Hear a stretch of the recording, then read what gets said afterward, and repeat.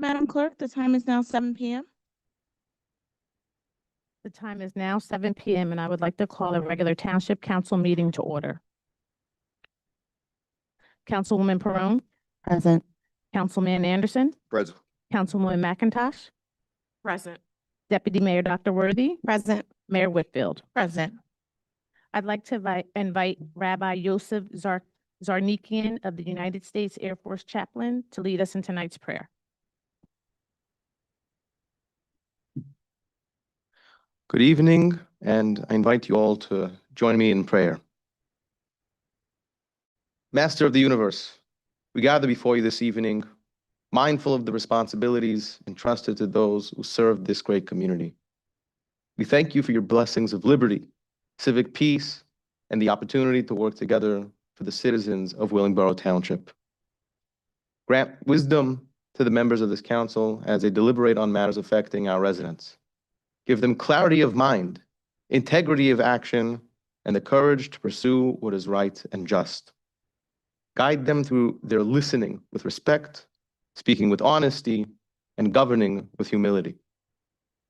Lord, we ask you also to bless all those who call this township home. May our community be marked with mutual respect, neighborly concern, and a shared commitment for the welfare of one another. May it be your will to protect those who serve the public, our first responders, educators, public servants, and all volunteers whose efforts strengthen this great community each and every day. As King David taught in the Psalms, seek peace and pursue it. May peace guide our discussions, justice inform our decisions, and compassion shape our actions. May your will manifest with prosperity for all of us, and let us say amen. Amen. Thank you, Rabbi. May we please rise for the flag salute.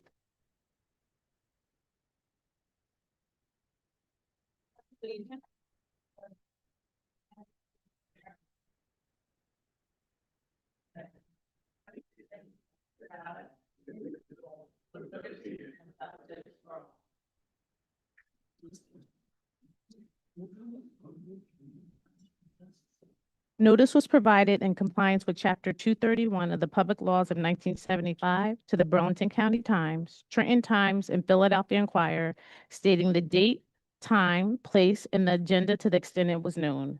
Additionally, notice was filed in the office of the Township Clerk. Thank you, Madam Deputy Clerk. Good evening, everyone. Thank you for joining us at our June 16th council meeting. Before we begin, we have one proclamation for Juneteenth that will take place on this Friday. Deputy Mayor? Thank you, Madam Mayor. Proclamation proclaiming June 19, 2026, Juneteenth.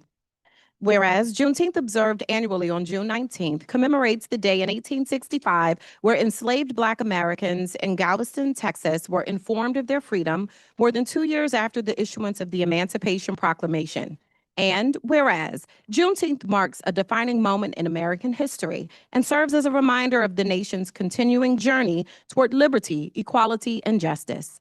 And whereas this observance provides an opportunity to honor the resilience, perseverance, and achievements of Black Americans whose contributions have strengthened and enriched our communities, state, and union.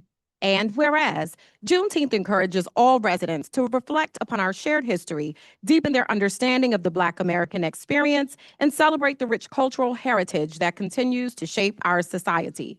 And whereas the Township of Willingboro values diversity, inclusion, and mutual respect, and recognizes the importance of fostering a community where all people are afforded dignity and opportunity. And whereas in 2021, Juneteenth was officially recognized as a federal holiday, affirming its national significance as a day of education, remembrance, and celebration. And whereas the Township of Willingboro joins communities across the nation in recognizing the accomplishments and lasting impact of Black American leaders, educators, veterans, entrepreneurs, artists, public servants, and advocates whose efforts continue to inspire future generations. Now, therefore, Samantha E. Whitfield, Mayor of the Township of Willingboro, On behalf of the Township Council, do hereby proclaim June 19th, 2026 as Juneteenth in the Township of Willingboro and encourages all residents to participate in activities that commemorate this historic occasion, celebrate our diverse heritage, and promote understanding, unity, and civic engagement throughout the community. Thank you, Deputy Mayor. We hope you all enjoy the Juneteenth festivities that are planned within the township. They will be taking place at 7 p.m. on Friday at Mill Creek Park. We hope to see you all there. 3 to 7, sorry. 3 to 7 p.m. at Mill Creek Park. All right, next we have one presentation, Mr. Harris. Good evening, Mayor. I'm just waiting for Mr. Ferrier to enter the premise. I believe he's on his way now. So if you would like, I will go on and Sorry, your update. my updates. Good evening, again, Mayor and Council. Manager updates for June the 26th. For May 2026, the township reported total revenues of approximately $17.47 million, driven primarily by approximately 17.24 million in tax revenue. Our total reported expenditures for the period were 4.07 million, including 1.7 million in salary and wages, $534,663 in healthcare costs, 1.67 million in other operating expenses, and 124,000 plus dollars in statutory expenses. The primary difference between the revenues collected and the reported expenditures for the month was approximately $13.4 million. And this positive monthly position was primarily attributed to the timing and volume of property tax collections. Our police department is still operating currently with 71 sworn officers. One officer remains deployed with the Air National Guard and is tentatively scheduled to return in January of 2027. And one officer is assigned to administrative duty, and one officer has been suspended from the department without pay. Officer Corey Scott successfully completed his field training officer program and has been assigned to the midnight shift. And recruit Officer B. Rivera is completing his 4th month at the Mercer County Police Academy and is scheduled to graduate July the 16th. During the month of May, the Patrol Division reported 3,413 incidents, 1,041 motor vehicle stops. They made 62 arrests, issued 253 summonses, handled 65 domestic incidents, and addressed 40 motor vehicle accidents. Police calls for service increased from 4,123 in April to 4,500 in May. On a positive note, Detective Camarado was recognized by the New Jersey Narcotics Enforcement Officers Association for his work in Operations Bedrock, which was a multi-jurisdictional investigation involving illegal narcotics and weapons trafficking throughout Philadelphia, Burlington, and Mercer counties. The department is also continuing their commitment to engagement efforts through Coffee with a Cop, their food pantry deliveries, school career fairs, neighborhood watch, senior burglary prevention education, and an active shooter seminar. The Youth Police Academy will operate from July the 13th through July the 31st, and our applications are due by June 26, 2026. Our fire and EMS department, 4 volunteer firefighters have successfully completed their spring semester Firefighter 1 program, where each firefighter completed more than 225 hours of classroom instruction, practical exercise, and operational training. They're actually graduating from the Fire Academy right now as we are progressing in our meeting in the auditorium at Burlington County Institute of Technology on their West Hampton campus. The township congratulates these individuals and recognizes their significant commitment to serving the Willingboro community. During the month of May, there were 151 fire responses, 461 EMS responses, and 344 EMS patient reports. EMS billing generated approximately $80,622 in net payments during the month of May, bringing their year-to-date EMS collections to approximately $338,533. And the EMS department is trending to cap that $1 million mark in 2026, which would be quite an achievement. Fire personnel responded to a vehicle fire on Evergreen Drive and provided mutual aid assistance to Burlington County, or Burlington City, Burlington Township, Delanco Township, Delran Township, and Edgewater Park for several building and commercial fires. The department also continues its smoke and carbon monoxide detector installation program. And through May, they installed 25 smoke detectors and 4 carbon monoxide detectors in 16 homes. Our Department of Public Works has been quite busy. The transition of the township's new solid waste collection contractor has been completed successfully, including placement of dumpsters at certain municipal facilities. And Mr. Chapman, I will ask him to come and give you an update on how that went. Currently, come on.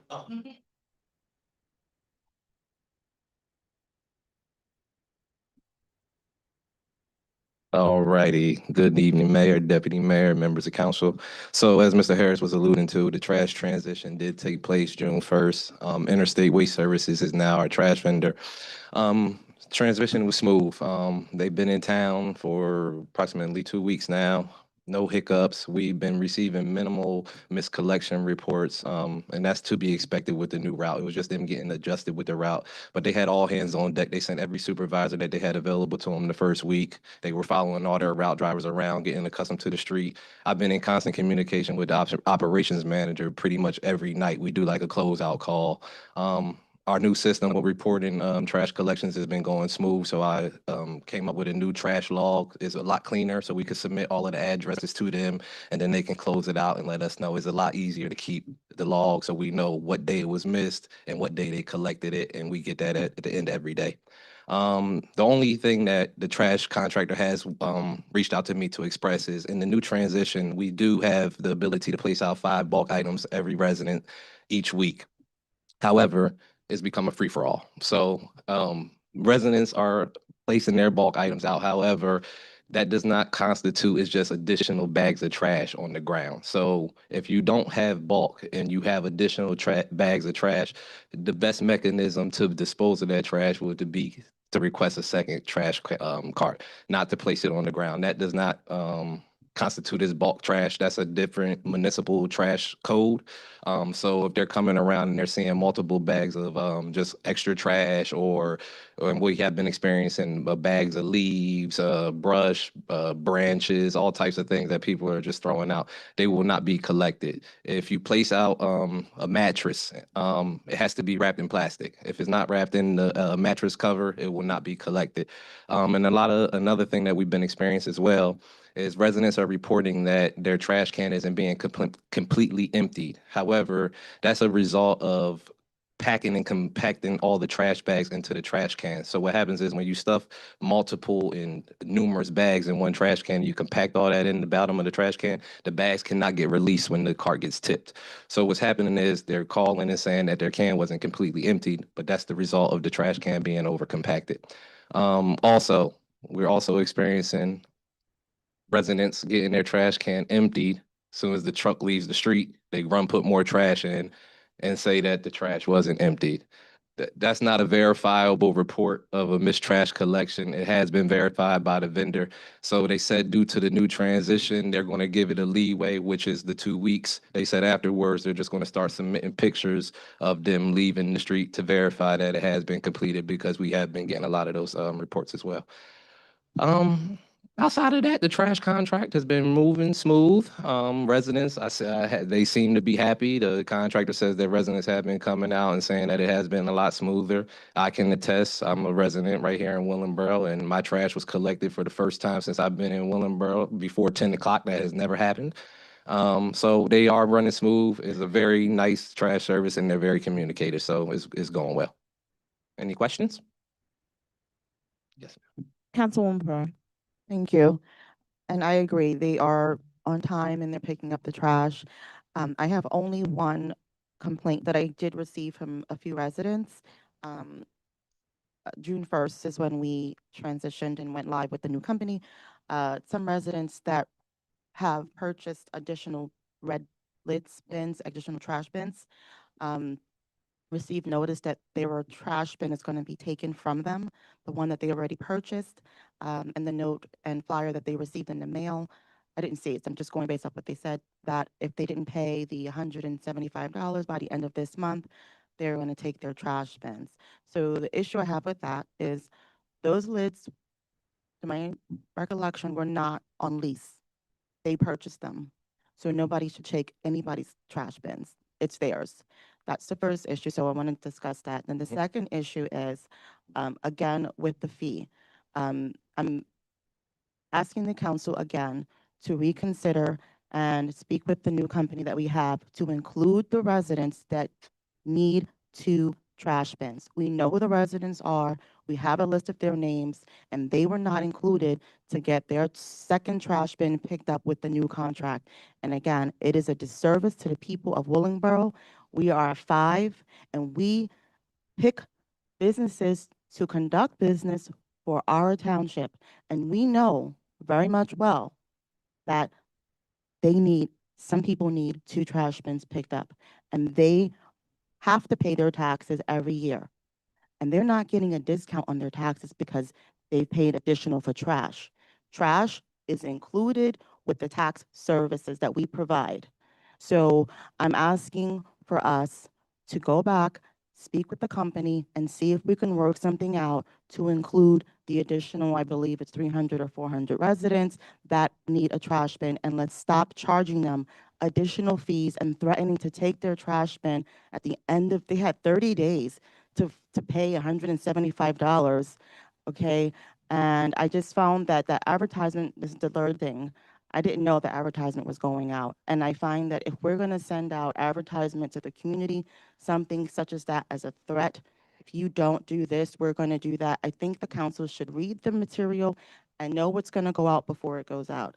So that is all of the issues. So we can start off with the first one, which is taking their bins and they've already purchased it. So All right. Councilwoman Cronin, if I may, we have been actually in discussion about this very topic. When you initially introduced the second red lid cart program back in 2021, you did state that those cans would be purchased. They were purchasing the cans, and that was not the full understanding when we transitioned to the new contract. We wrote into the contract the ability to add or have 750 red lid carts as part of the contract total. It's not something that the company is doing for us. It's something that we wrote into the contract. Having received quite a numerous amount of, I won't say complaints, but concerns from residents who did purchase the original 75 cans. We did not threaten to take their cans away, but there was a $145 fee that was going to be imposed to offset some of the collection costs and the tipping costs with the county. After further conversations with the mayor and deputy mayor, we have rethunk that and would like to present to the council a reconsideration of that second red cart lid ordinance to remove the $145 collection fee. And anyone who initially purchased the red lid carts back in 2021, I believe, that is those are their cans. And if anybody wants to purchase an additional red lid can, they would need to pay the $75 placement fee, but there will be no collection costs associated with that. And I did put a modified ordinance on your desks for consideration. I believe it is number 20.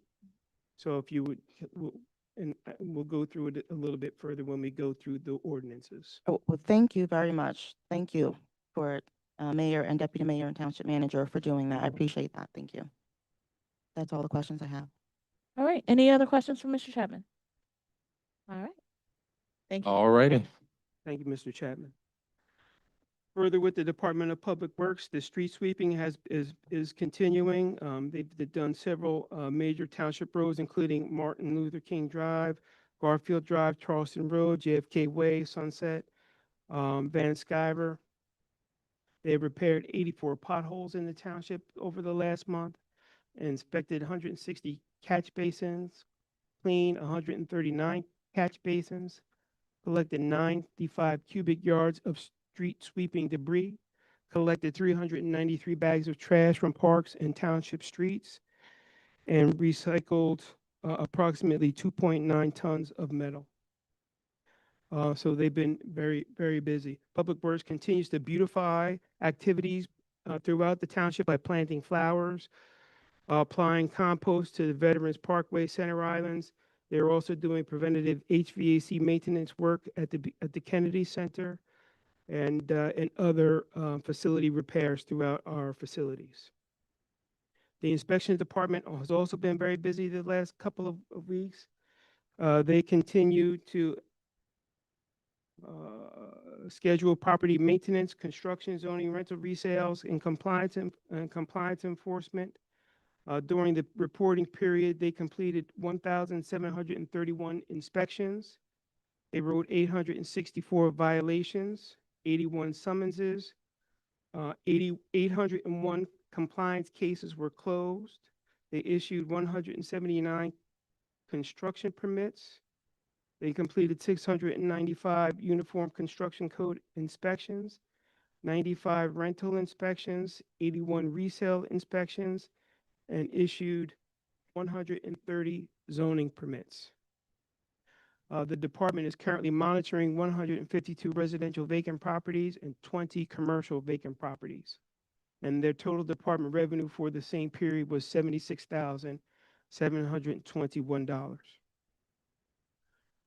Our Human Resources Department, we are formally, announcing the retirement of Ms. Reva Foster, effective June 1st, 2026.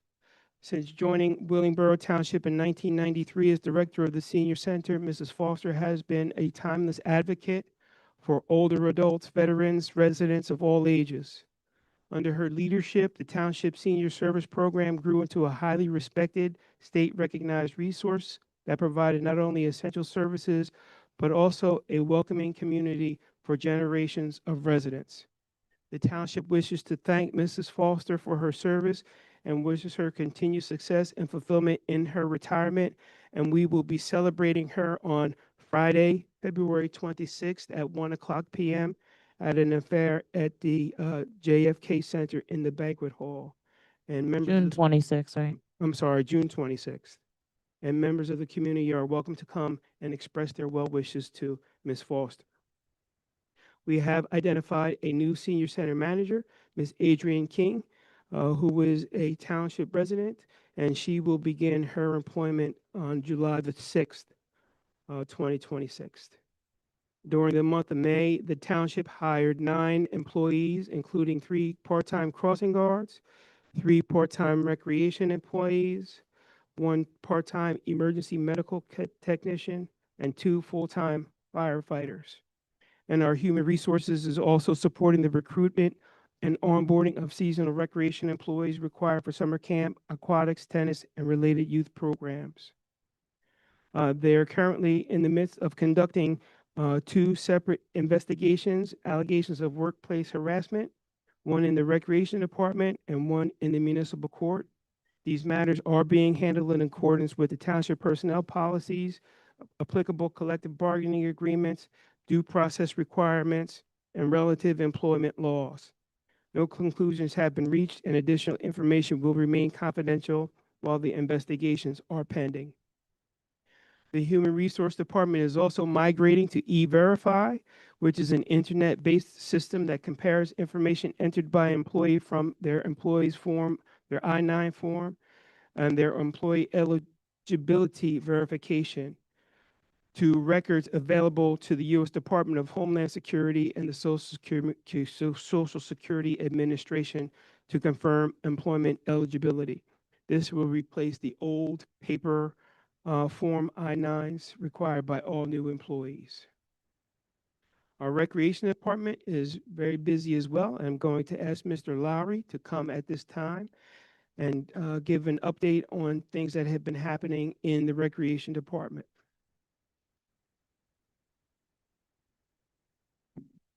Good evening, Mayor, Deputy Mayor, council members, members of the public. Evening. Just to give a quick update with recreation, we've kicked off the month of June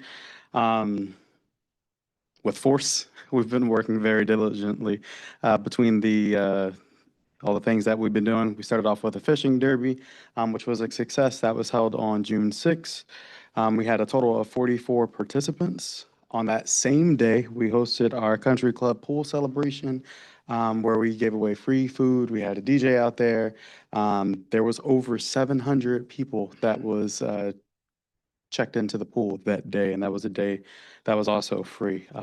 Much more people than we anticipated, but I suspect that our Fridays, our free Fridays, are going to be very busy at the country club pool this year. But we are ready, and we're gonna have fun. Our Summer Emotion Series begins next Wednesday. That, again, will be a mobile recreation and community engagement initiative that will feature a variety of resource vendors. Those resource vendors include Virtual Health, Pediatric Mobile Unit, the Beloved Project, Prevention Plus of Burlington County, the school district's early childhood development team, their family engagement specialists, and their student information services will be there on site as well. The recreation department, as well as the police department's community engagement unit and the fire department's community engagement unit. And I'm gonna absolutely reach out to the library to make sure that they're there as well. Mr. Williams, I'll be giving you a call tomorrow. That event will also feature food vendors as well. Well, just one food vendor because the food will be free on that evening as well. We'll also have Kona, the vendor that the police use for Kona with a cop. We'll have the Kona truck there as well. There'll be carnival games. A game truck will be there as well. The recreation department's chess club will be there, and of course, friendly competition. Some of our police officers will be out there at the basketball courts at Country Club and Pennypacker, engaging in a game of basketball with the community. So we invite everybody to come out starting on June 24th, 5:30 to 8:30. We're going to start at Country Club Pool. From there, we'll move to Pennypacker, to Fairmount Park, Royal Park, and then we'll end off at the Willingboro Amphitheater. Beyond that, Camp Sun Fun, we are off to a great start. Camp starts on July 6th. Right now, we have 99 campers registered for camp. We're just 21 campers away from reaching our capacity for the summer. At this present time, we are hosting a parent orientation at the Kennedy Center right now, where we're going over the things with the parents. We're talking about our parent handbook, parent and student handbook, the do's, the don'ts of summer camp, what our policies and procedures will be for the summer, our emergency action plans, our medical plans, our medication plans, all the plans that we have in place. They're discussing the trips that we have and answering other questions that the parents might have for that evening as well. We are pleased to share that Camp Sun and Fun has been approved through BCAP. So we'll be accepting those funds for childcare assistance pretty soon. As soon as our staff and administrative staff have met the necessary requirements in terms of training, we'll be accepting BCAP this year. We're very proud of that. And to close out my report, just a reminder that our Community Wellness Challenge is ongoing. That began on June 1st. That will conclude on July 21st.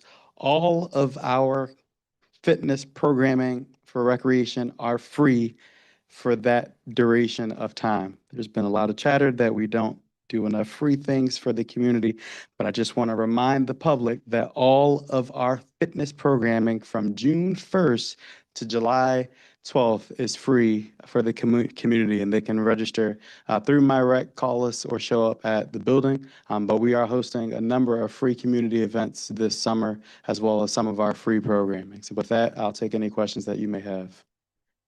Any questions for Mr. Lowry?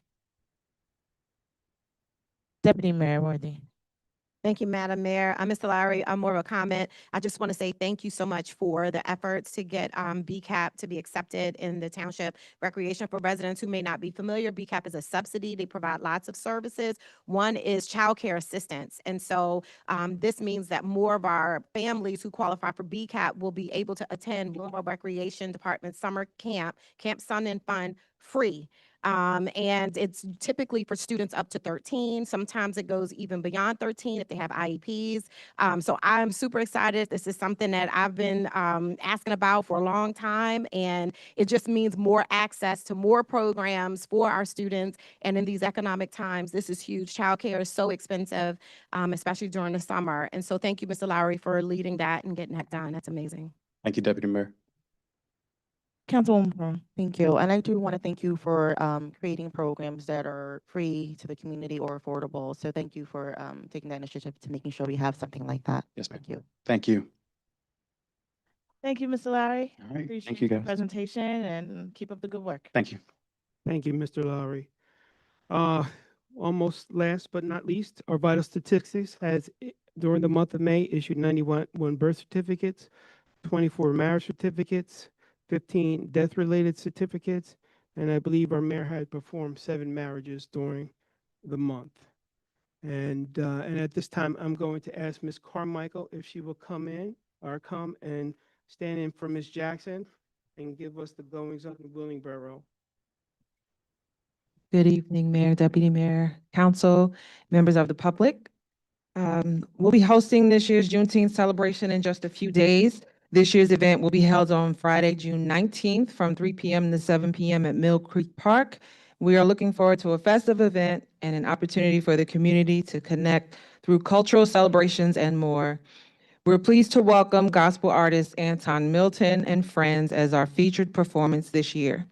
In addition, we have the Universal Dance and Drum Ensemble, Faith in Action, the Conglomerate Queens, and so much more. Come early, bring your chair, grab your spot, and prepare for a great afternoon of gospel music and cultural celebrations. Please note that all municipal offices and buildings will be closed on Friday in recognition of the holiday. Our Friday Night Live series is now underway. We have had 2 great performances and are looking forward to more. As a reminder, we will be hosting performances every Friday until August 21st, weather permitting and excluding holidays. Our next Friday Night Live Music Summer Series will be held in collaboration with Househeads United and will be held on Friday, June 26th from 6 p.m. to 8 p.m. Please note that this event will be dedicated to the memory of John Greer, affectionately known as Big John, who passed away last week. He was instrumental in assuring this year's event was a collaborative one, so the organizers have advised that the show will go on. More information regarding this year's live music series can be found on our website and social media platforms. As Mr. Lowry mentioned, the Summer in Motion block series will begin on Wednesday, June 24th. So come join us for this great summer event, which will run from 5:30 to 8:30 at various parks throughout the summer, every other Wednesday. And the event on the 24th will be held at Country Club basketball courts. And reminder, Mr. Lowry also mentioned registration for Camp Sun and Fun is still available. Dates are July 6th through August 21st. You can visit willingboro.rec.com for more information or follow them on their new Facebook page, Willingboro Township Recreation. National Night Out will be held on Monday, August 3rd at Mill Creek Park, beginning at 6 p.m. And finally, all are asked to save the date of Sunday, August 9th for our 43rd annual Jazz Fest. Join us for another unforgettable celebration filled with live music and community fellowship. For more information regarding all that has been shared and more, please visit our website, willingboronj.gov. Follow us on Facebook and sign up to receive the Willingboro Weekly. Thank you. Thank you, Ms. Carmichael. You're welcome.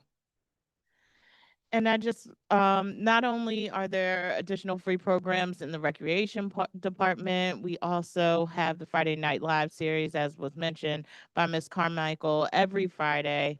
It's a good way for residents to get out, enjoy the weather, good music, and fellowship with each other for free. All right, Mr. Harris, you can continue. That concludes my report, Mayor. All right. Any questions for Mr. Harris regarding his report? right. Mr. Harris, we can probably go back up to the presentation on the operations plan. So I would like to call at this time Mr. Tommy Farrier, who was our Office of Emergency Management Coordinator, who has been working with the county to put together Willingboro Township's Emergency Operation Plan. And he would just like to present it to the governing body and the community. Mr. Farrier. Good evening, Madam Mayor and Deputy Mayor, and Council. We have submitted the emergency operation plan for the township of Willingboro. We have worked with the county, Burlington County, the county coordinator and deputy coordinator as preparing it for our township. It has been submitted to all department heads that are required to oversee and approve for their departments. And at this time, we just presented it to the council for your approval, signature, so that we can be in compliance to the county and the state. Mr. Ferrier, are there any highlights to the plan that you'd like to point out? There's no highlights at the time. It's something that we've done in the past, and everything has seemed to be in the same order as before. Okay, council, do you have any questions?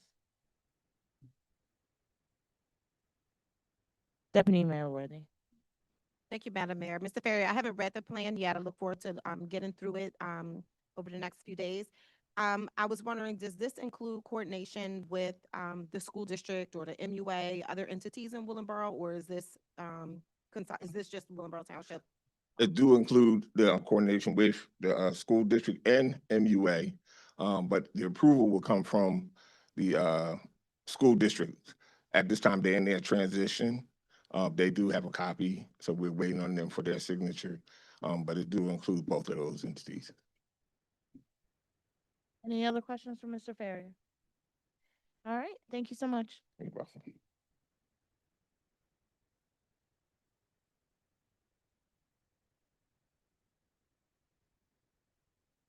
All right, at this time, Mr. Harris, will you do the review of ordinances and resolutions for this evening?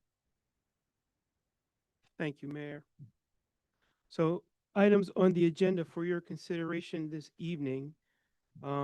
First is ordinance 2026-17, which is an ordinance of the township amending the municipal code to add a new chapter providing for the establishment of a municipal performing arts center utility fund, defining its governance structure and providing for a professional and administrative management of the utility.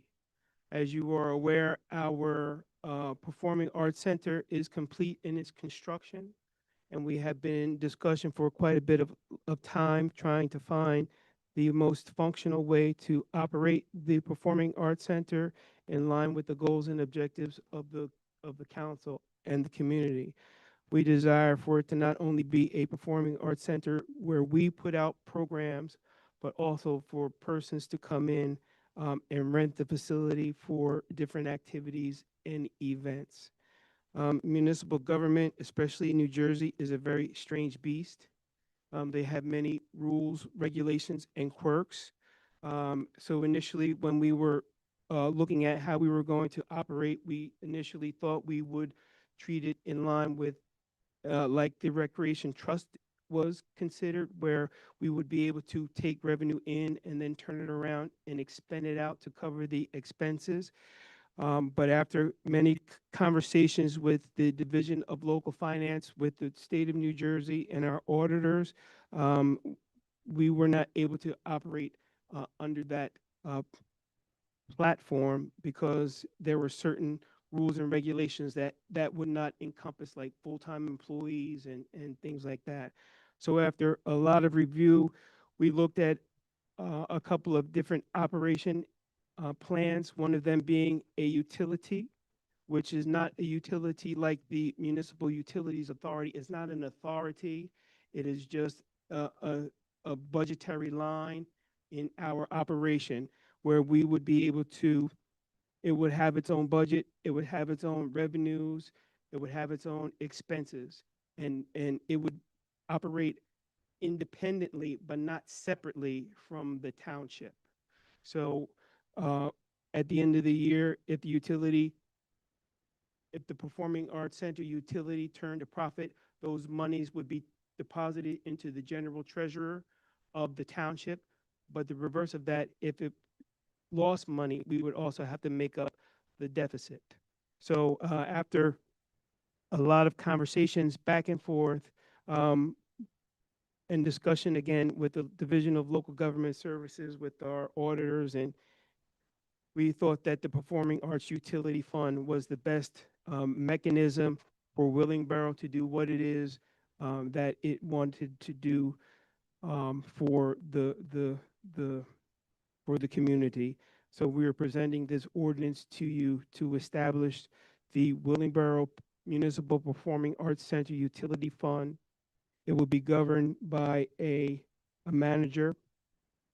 The legislative authority of it will still fall underneath the authority of the council, and the management will still fall under the authority of the structure of Willingboro Township.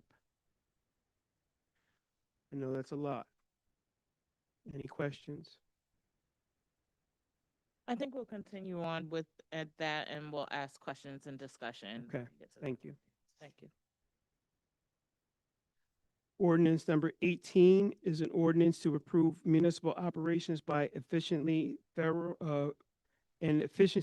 thorough reorganization of the departments by amending Chapter 3, Article 15 of the Township Code related to the Department of Recreation.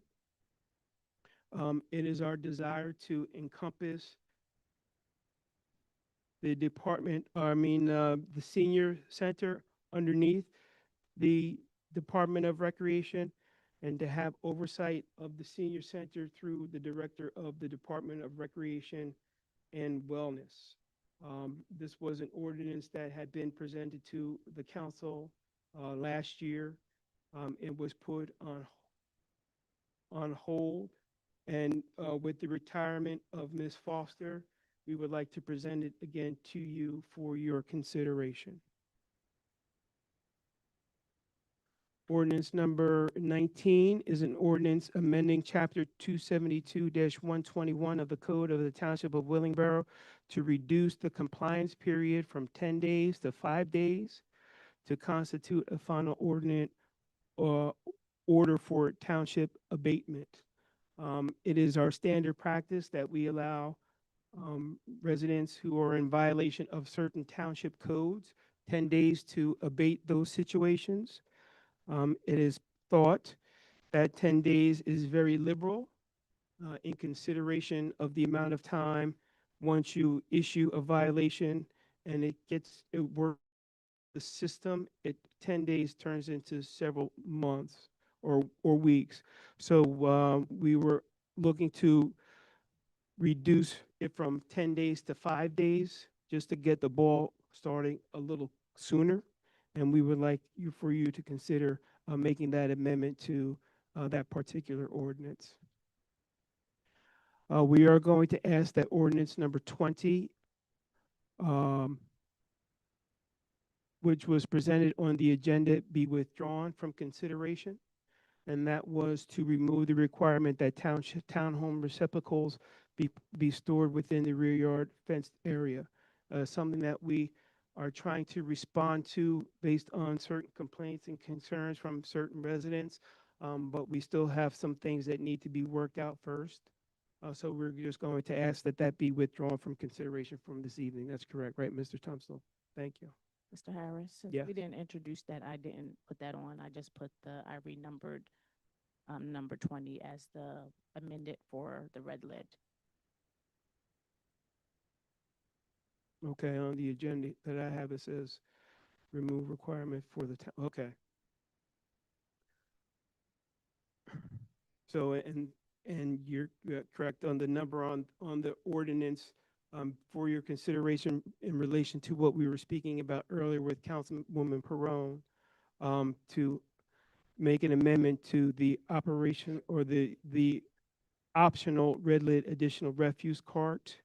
And if you would see that this is the original ordinance that was presented, introduced and adopted by the council a few weeks ago, but essentially we are striking out of the ordinance any reference to annual collection fees, contracts, initial payments, renewal payments, billing, and those things alike.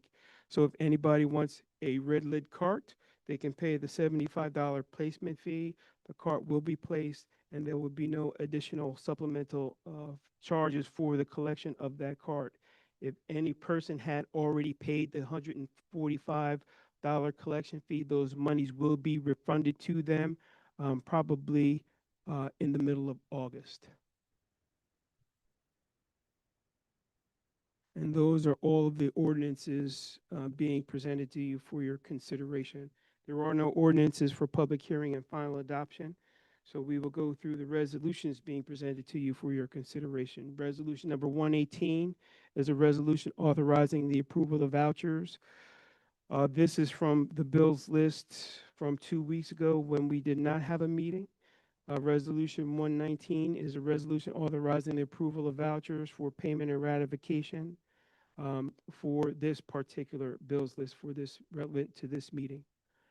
Resolution number 120 is a resolution authorizing refunds for overpayment of taxes. Resolution 121 is a resolution authorizing the Willingboro Township Tax Collector to prepare and mail estimated tax bills in accordance with Public Law 1994 C-72. That's a provision in the tax code when the budget has not been finalized and the tax rate have not been set, that they can send out what the estimated tax bills would be. And then that would enable us to begin collecting some of those tax revenue to keep our operations moving. Resolution number 122 is a resolution authorizing a renewal of alcohol beverage control liquor license for the period of July 2026 to June 30th, 2027. And those are being renewed for, I believe it is B Uno, who was issued a liquor license when they opened a few months ago, and Foster's Military Lodge. Right. Sorry. Madam Deputy Clerk, is it just Foster's or B owners? Okay. Golf Club. Okay. All right, thank you. Yes.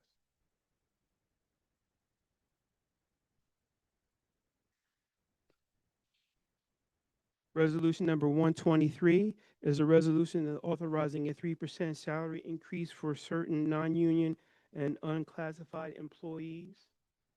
With the adoption of the salary ordinance in 2025, there was a provision that the non-union employees could get a salary increase, but it had to be authorized and the rate set by the council. So I'm recommending that they receive a 3% increase, which is pretty much in line with what most of our unions negotiated contracts are receiving.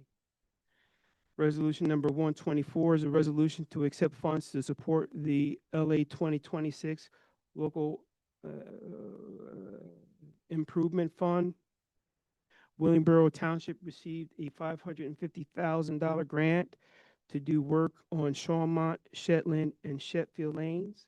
And we are just asking to receive those grant monies so we can incorporate those into our budget and begin working on those projects. Resolution number 125 is a resolution authorizing the township to award a contract to Route 23 Auto Mall for the purchase of some vehicles for our Department of Public Works.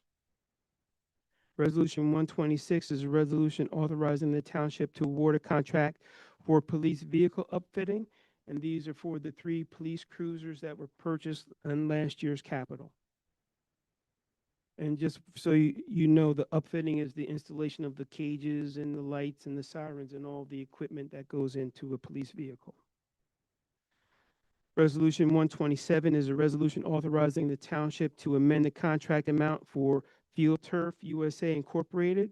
They are the company that performed the track restoration and field restoration at JFK. That is for the inclusion of an $18,000 maintenance bond for that project. Resolution number 128 is a resolution authorizing the township to place municipal charges on certain properties for failing to address property maintenance violations. Resolution 129 is a resolution authorizing the execution of an MOU between Willingboro Township and Rutgers, the State University. We are desiring to, or both parties are desiring to seek to collaborate and establish a film-ready pipeline supporting small business development in the film and healthcare sectors and promoting experiential retail tourism. So the Willingboro Economic Development Committee has been in discussion with the center and recommends the adoption of this memorandum of understanding, establishing that the collaboration with them to establish this pipeline. I think is going to be a great thing for Willingboro, preparing us to be film ready in the future. Resolution number 130 is a resolution authorizing the township to enter a contract to Schaefer Plastics North America to purchase trash carts and replacement lids. Those are the red lid carts that will be issued to the residents that choose to participate in the program. Resolution number 131 is amending the 2026 municipal budget. I will call Ms. Diggs to the floor at this time to answer any questions related to those amendments. The budget was introduced. After the introduction, there were certain adjustments that the council had asked for, which were made, and there are other adjustments that we were required to make by the state of New Jersey or Division of Local Government Services. And so we are introducing those amendments for your consideration this evening. They will be sent to the state for final approval, and then they will be incorporated into the final budget documents, which we would hope to approve at our meeting in July. Okay. For that one, Mr. Harris will pull it from the consent agenda and we'll have that discussion with Ms. Diggs during the discussion period. Thank you, Mayor. Mhm. Resolution number 132 is a resolution of the township authorizing the fireworks display by D&M Fireworks for the 2026 Willingboro Jazz Festival. Resolution 112 is a resolution authorizing the entering into a professional service contract with Duckett Entertainment, who is representing Gerald Veasley for musical performance at the 2026 Jazz Festival. Resolution 113 is another resolution authorizing a professional service contract with Duckett Entertainment, representing Eric Robertson for a performance at the 2026 Jazz Festival. Resolution number 116 is a resolution authorizing the Township of Willingboro to enter into a service contract with Duckett Entertainment, representing Mike Phillips for a musical performance at the 2026 Jazz Festival. And Resolution 133 is a resolution authorizing the Township to enter into a professional service contract with Duckett Entertainment, representing Chrisette Marcel for a musical performance at the 2026 Jazz Festival. Resolution 114, I believe, is just an amendment to the initial resolution, whereas Gerald Veasley and Cameron Briggs are now going to be performing together. So I believe 114 is a resolution entering a professional service contract with Duckett Entertainment, presenting the two of them collectively.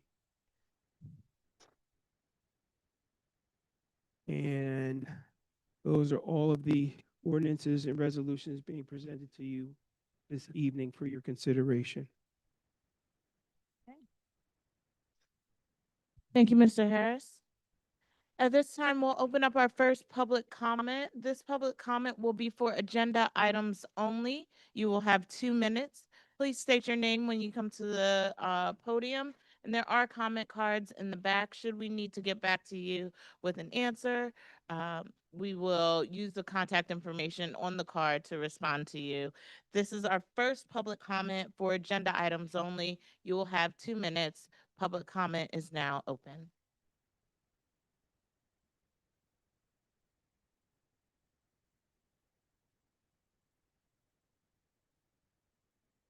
Good evening, Mayor, Deputy Mayor, and Council. Agenda item 20, Marcus King, 135 Torrington. Agenda item 2026-17. If there could be a community-based programs built into this, whether it be a community choirs or a theater production for community events, I think it would be great to include in this, because most of this talks about having a contract and somebody running it. But I'd like to see us start with community theaters and community music programs. And it doesn't necessarily have to be free, but for community folks to get involved. For your consideration, thank you. Thank you, Mr. King. Any other public comment?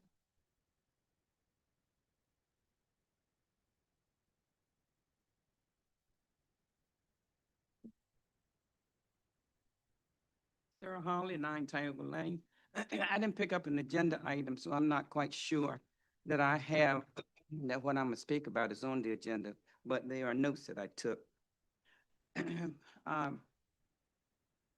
regards to the Performing Arts Center, why are we hiring an additional director for the performing arts? I thought we had a jazz promoter, and that jazz promoter only works to on a one-day jazz festival, which is one day in August. What are the duties and responsibilities after that one day in August? And why can't he be the director of the performing arts? I think Councilwoman Perone brought that up.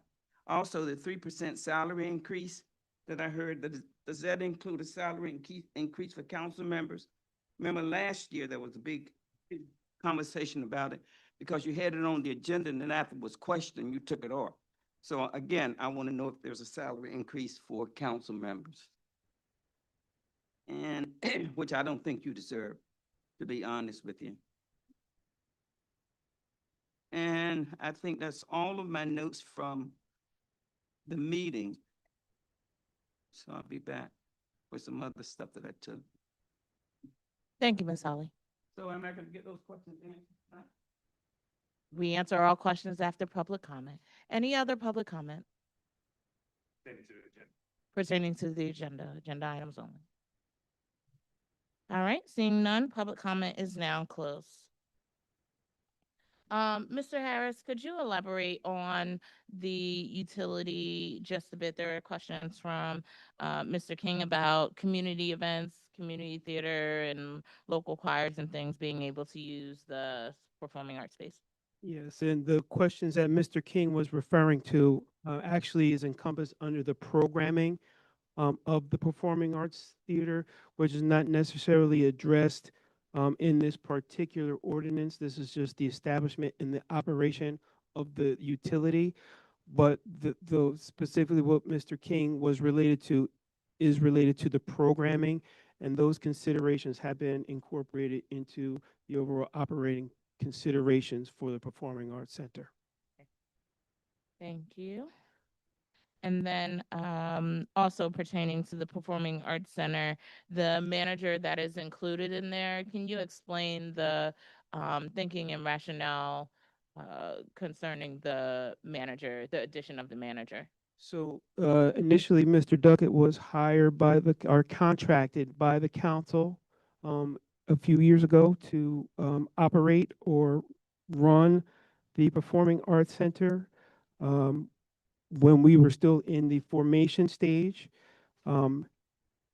his contract was expanded to utilize his expertise with the Jazz Festival.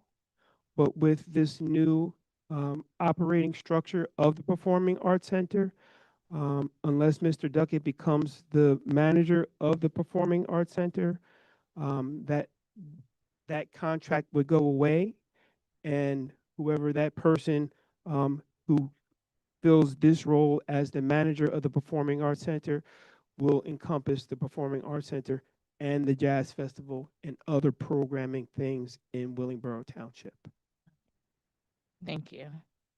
And then pertaining to the salary ordinance, does that include an increase for council? No, it does not. And can you just list some of the maybe departments or positions that will be included in that increase? I know they're the non-union positions that are included in the salary ordinance, but it does not include council. So the roles that are included in the salary ordinance include some lower level employees that are not included in the ASME contract, like clean community ambassadors, part-time security officers, certain confidential employees, the public information officer, OEM public safety coordinator, our tax inspector. Some of those roles will be incorporated into the ASME contract, but until they are, those are considerations. Deputy Township Clerk, the Municipal Court Judge, Municipal Court Administrator, Tax Collector, Tax Assessor, construction officials, individuals who are not covered by a collective bargaining unit are covered by the salary ordinance, and those are the roles that they're covering. Okay. All right, any other questions for Mr. Harris on this? All right, seeing none? Thank you, Mr. Harris, for your answers. You're welcome.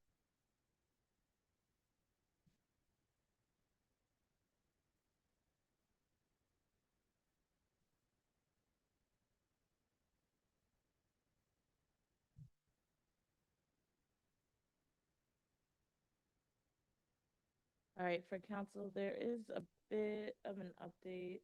There were some updates. I think they mistakenly provided the original utility ordinance within the packet, and this, what I passed out now is the updated one. Oh, sorry, this is for the. You have a utility? 17. Yeah, on 17.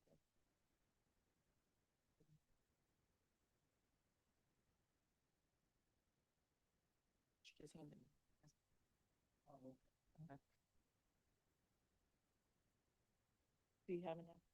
Okay. So it should be ordinance 2026-17, the one amending the municipal code to add the chapter for the Performing Arts Center Utility Fund.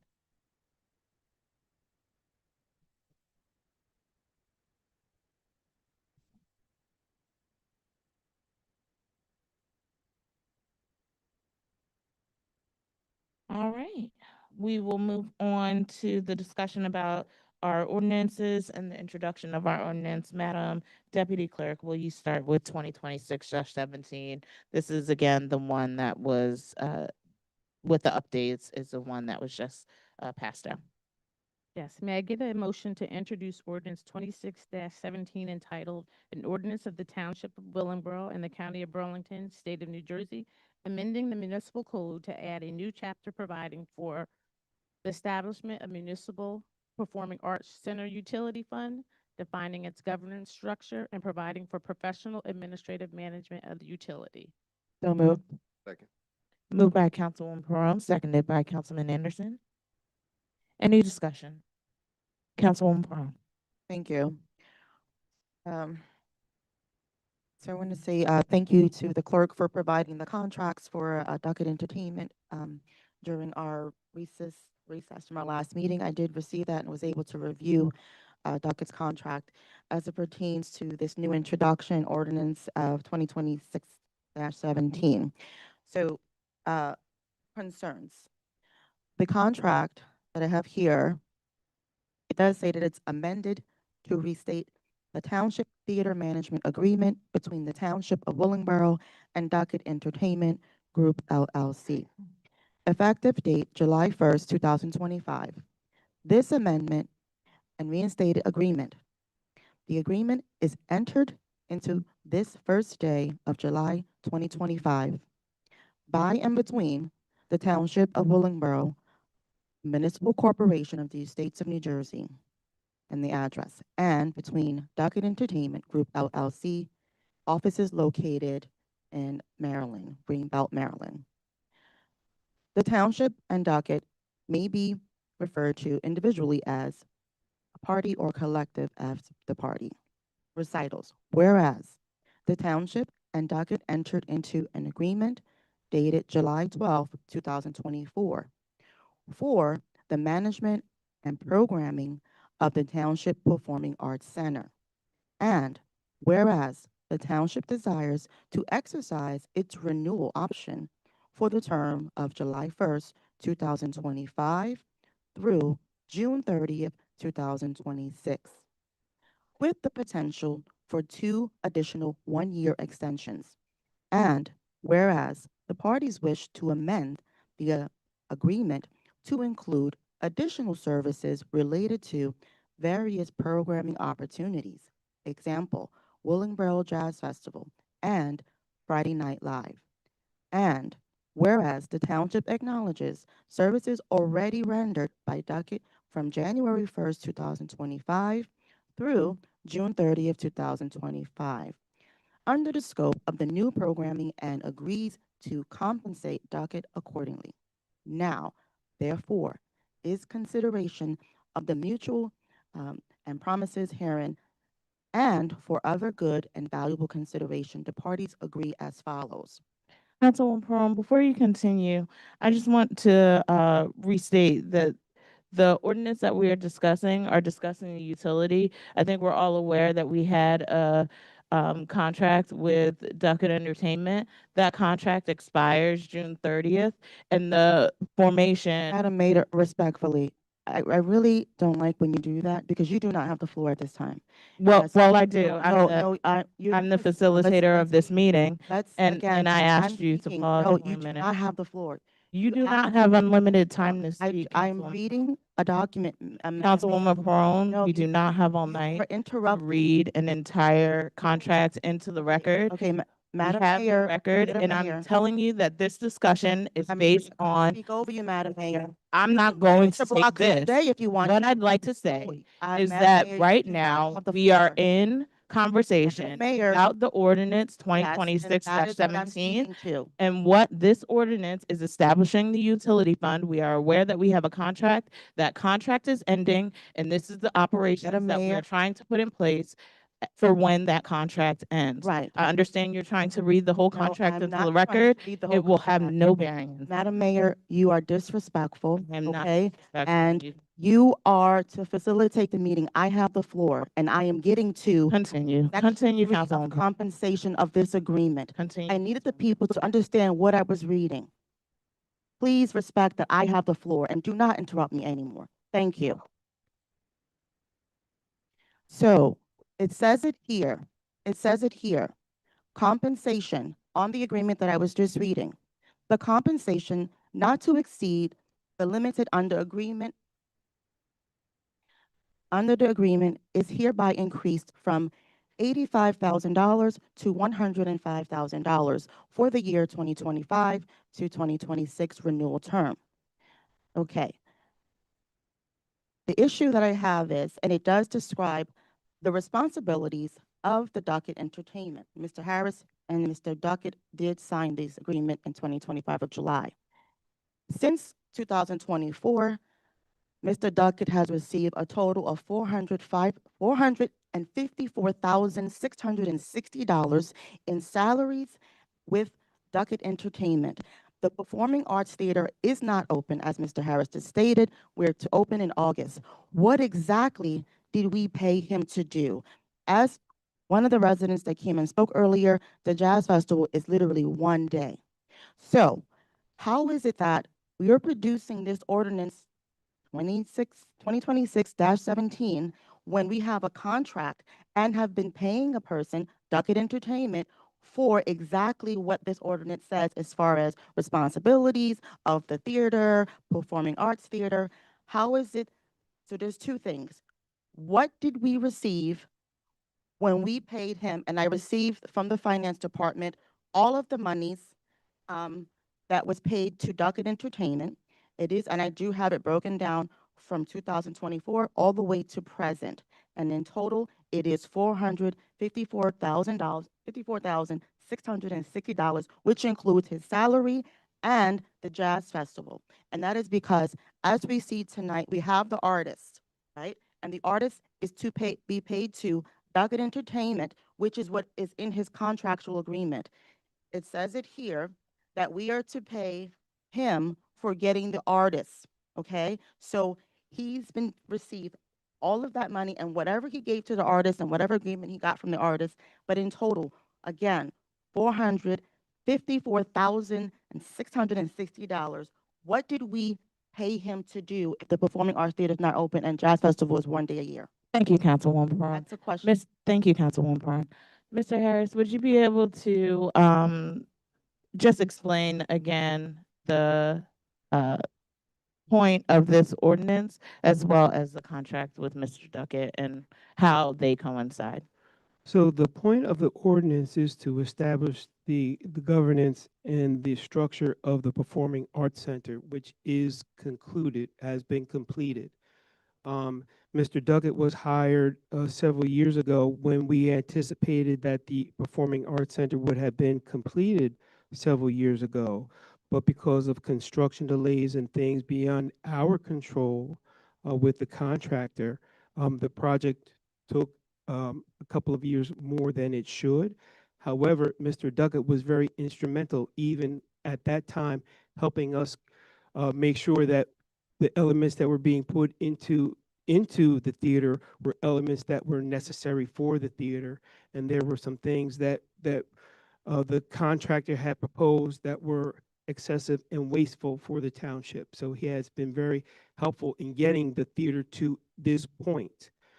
About midstream in that process, we did expand his contract to cover the Jazz Festival and the Friday Night Live series.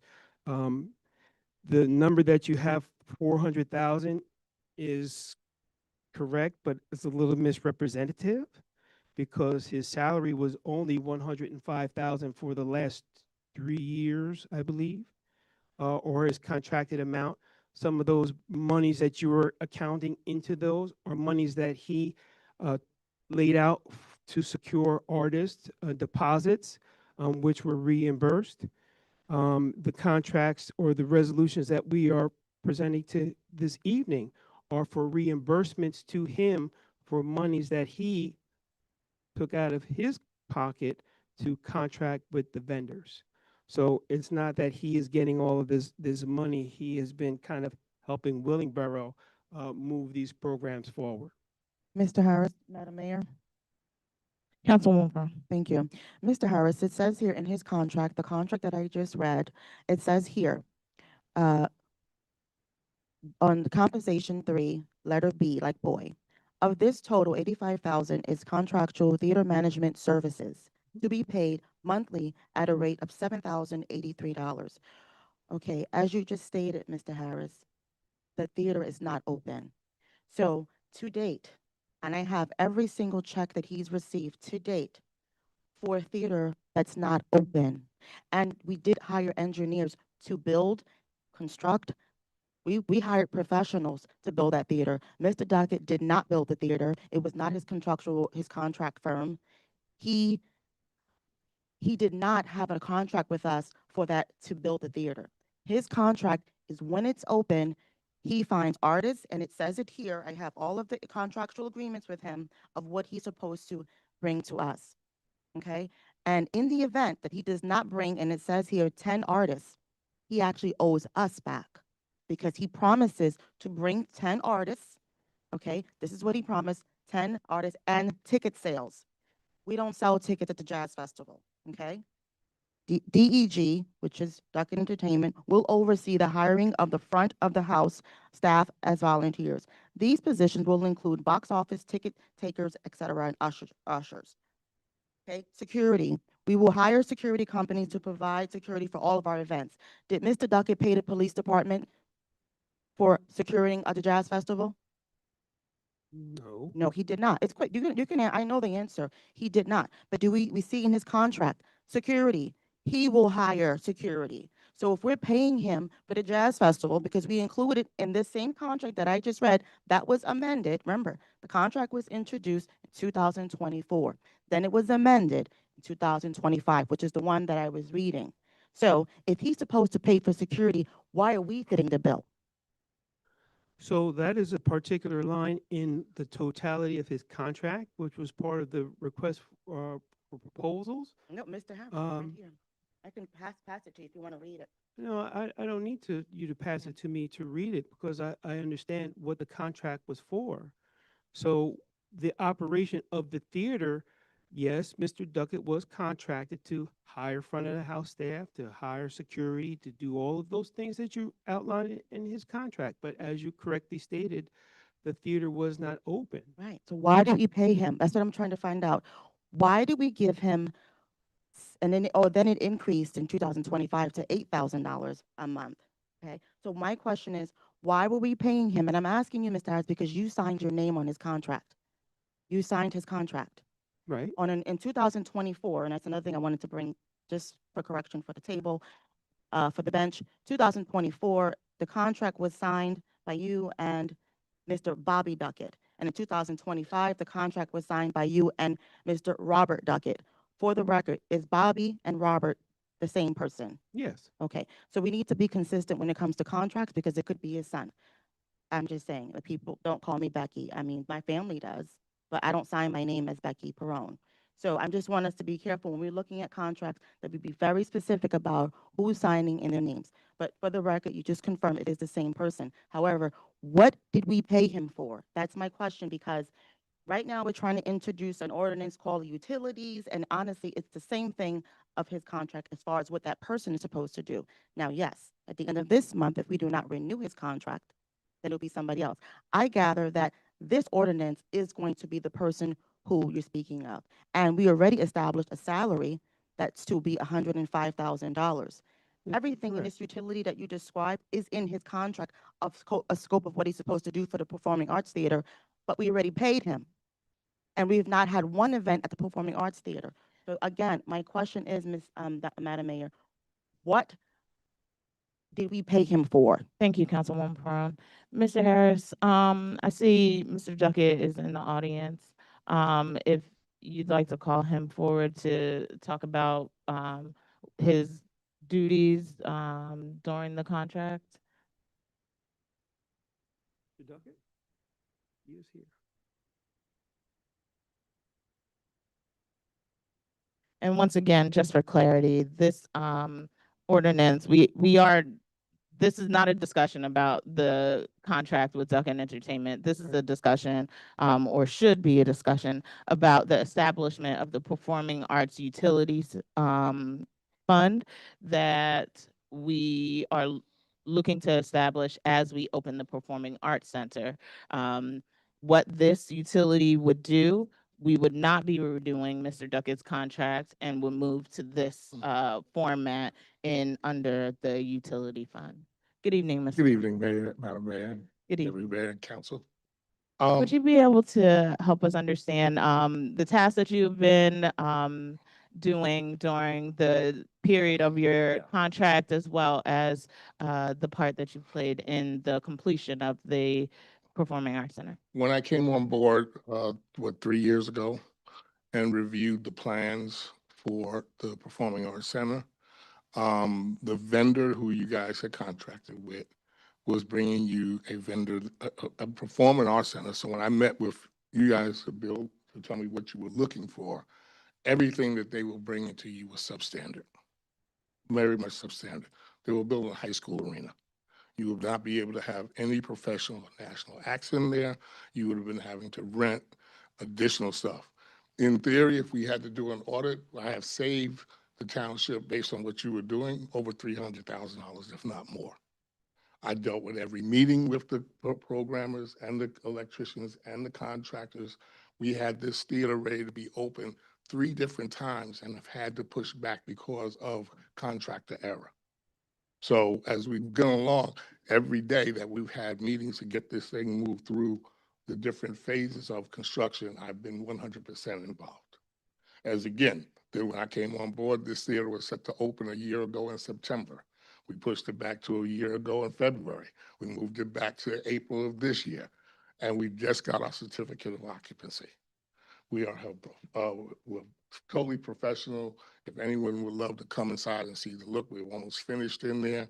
We have state-of-the-art lighting, state-of-the-art sound, and a video wall that we did not have in the plan beforehand. So state-of-the-art dressing rooms, everything. So we basically took the same budget that you guys had allocated and corrected it for the type of materials that are needed. I've run 4 different performing arts centers, worked with municipalities in South Fulton County, Atlanta, as well as at Country Club Hills, Illinois. To give you an example, you can come in my office any day and look at the grade of curtain that they were giving you versus the grade that is needed for a professional show. All of this is in my office, and it's very easy to come by and see me. I'm here every 3 days a week, if not 4, to come by and see and ask the questions, Councilman Brown, of anything you want to ask me about what we do and what we have done. And me and you spoke a couple of days ago of the misnomer that I make. So just so we're very clear, because of your system of how you have to cut checks, I have fronted the money for the deposits for the artists.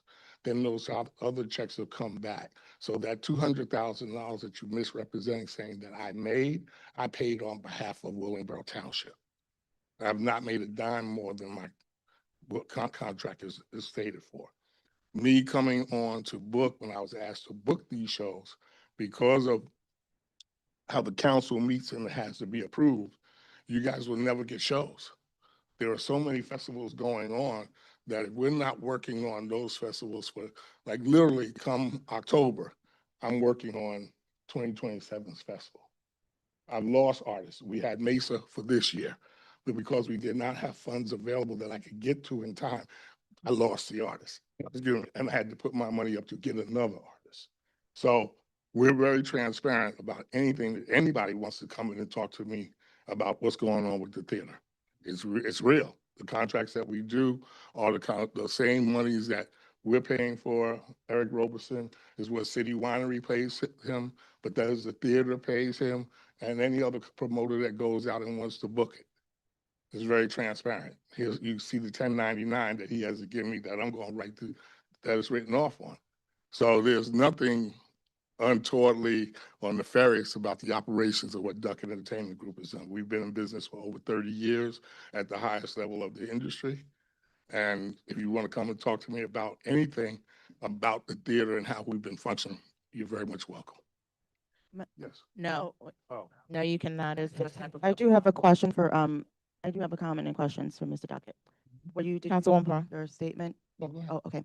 So, Mr. Duckett, again, understand this is not a personal matter. Not personally. Right. So I'm reading the contract, and in this contract, that is not your responsibilities. So if you offered advice, if you offered some professional opinions about curtains or about electrical wiring, you are not hired to be the electrician. You are not hired to be the designer of look and feel. That was not your scope of responsibility, which is why I read verbatim before the mayor interrupted.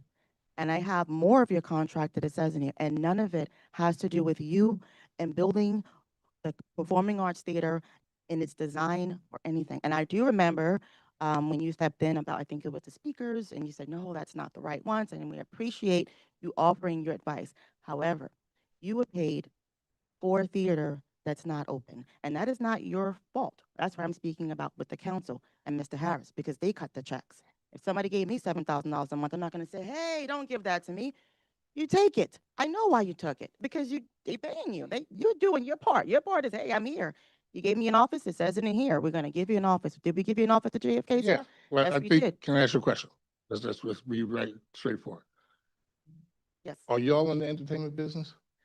I'm, All right, no, question for very fair, but it's gonna be fair. I'm not you- in the so, business, right? Is anybody on the council? We hired people you- to do that for Right, us. and the person that you hired was also not in that. Now, how you deal with that, about me coming in here and seeing what it was for what you were trying to achieve? Then if I didn't come in here and sat and did not bother y'all because of what you're insinuating, is that I didn't have to come in and get involved. No, you see how we amended the contract to include a jazz festival? And the jazz was for booking and the whole bit. Not amended for you to take part in the construction of the design of the Performing Arts Theater. Because if that's what we wanted to amend it to, that should have been included. Because had that been included, then I would not question, what are we paying you for? Because it's not open. At the end of the day, the facts on the table are, the theater, you just got the certificate of occupancy for August. So we will open, I guess, in the next coming weeks. The fact is, you've been paid since 2024. And in this contract, you have not produced what's in this contract. It is at no fault of your own. However, one question I asked Mr. Harrison, he said, no, you didn't pay for security. We included the Jazz Festival. It says it right here. You're supposed to pay for security. No, again, if you're gonna go and parse the contract and such, that's up to you No, guys. I'm not, it's not up to You're me. what I'm saying, you're parsing the contract because the contract that you're reading from is what I'm supposed to do if the theater was open. So just be in a clear, wait a minute, in a very We clear. included the Jazz point about that. Festival. We What was included- that? All right, Except thank for you. the At this, booking and program. at this time, thank You you, got Mr. Duckett and Councilwoman Perron. We did have an agreement with Mr. Duckett as the theater manager. As the theater manager, part of his tasks were to select acts, but also to manage the theater, which was not open yet. But part of managing the theater is make sure that it gets constructed in a way so that we No, can that's not have- what it says. Excuse me, please don't interrupt me. Please don't interrupt me. First of all, I was not Thank done you. speaking, Please don't so, interrupt me. that's Please not don't what it interrupt me, says, Mr. Councilwoman Duckett. Perron. Okay, we're going based Please on don't your interrupt me, contract. Councilwoman. And your contract is the. Please don't interrupt me, Councilwoman. That's- Please don't interrupt me, Councilwoman Perron. Please don't That's- interrupt me, Councilwoman Perron. I was not Services done that we talking. did not Please don't receive. interrupt me. That's it. Please don't interrupt me, Councilwoman Perron. Thank you. So as I said, as the theater manager, you conducted the management of the theater to get the theater opened, and now as we are going into the opening season. Thank you for that. Mr. Duckett, if you would just sit on the front row Yep. for a moment, thank you. Okay, is there any other discussion on ordinance 2026-17? Yes. Councilwoman Perron. So. Is it pertaining to ordinance 2026-17 and not the Duckett Entertainment Listen, contract? Again, do not interrupt me. I said, yes, I Uh, have a question. I have a question about ordinance 2017. So with regards to 2026-17, it says it right here that compensation salary range for managers shall be between $60,000 and $80,000 annually. So how is it that that's a salary established here?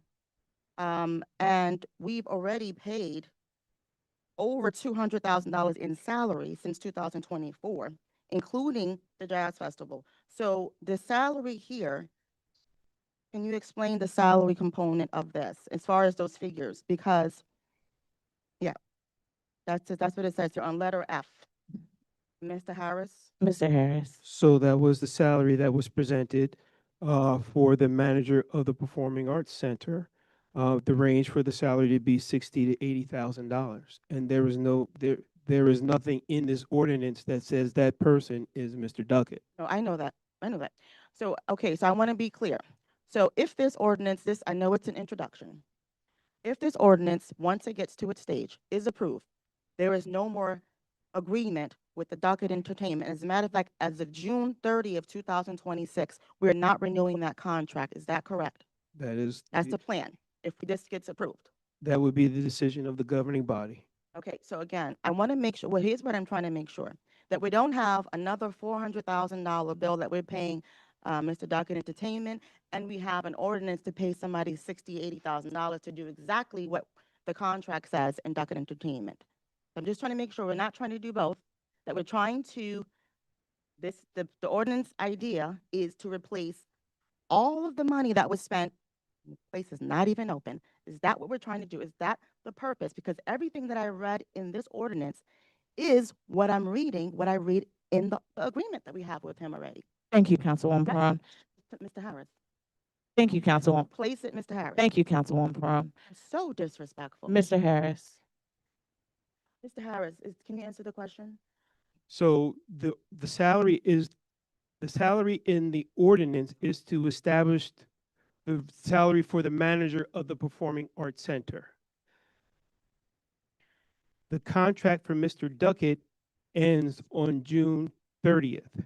So unless for some reason you decide to renew that contract, there will be no reason to further that contract continuation. Okay, thank you. Because in the writing, it does say we could renew it for another 2 years, and that's the part that I read earlier. So I just want to make sure that that is the idea, that's the plan. And then last thing for the record, Mr. Dockett, if he's still in the audience, I know you came here in 2024. However, the Jazz Festival, what are we celebrating? Our 40th year, 45th year? The Recreation Department hired the firm that found the artists. And that agreement was made between the firm that they found, such as a firm as your company, and they would have the agreement with the artist, and whatever that agreement is, that's who the township pays. The Recreation Department director did not use her salary to pay anybody for the artists that we've had over the years of having this jazz festival. So I know how it works. I know how the contracts work because I've been reading the contracts here since I've been on this council board, and that's the way we do it. My issue is that you're being paid twice for the Performing Arts Theater that's not open and you've been paid for 3 years, in addition to paying your firm to find the artists, okay? And that was included, amended to your contract, and it is a disservice to our community because we did not receive what's in this contract for the Performing Arts Theater because it's not open. That concludes my statement. Thank you, Councilwoman Peron. All right, as I stated in the beginning, there is the establishment of this utility fund is so that we will not have to renew Mr. Duckett's contract. That was established in the beginning before the tirade, but also this act will solidify the financial structure of the Performing Arts Center that are able to accurately track the revenue and expenditures that come in and out for the Performing Arts Theater. Does any other council member have questions on this matter? Okay, seeing none, we will take a roll call. Councilwoman Peron, Yes. Councilman Anderson, Yes. Councilwoman McIntosh, Yes. Deputy Mayor Dr. Worthy, Yes. Mayor Whitfield. Yes.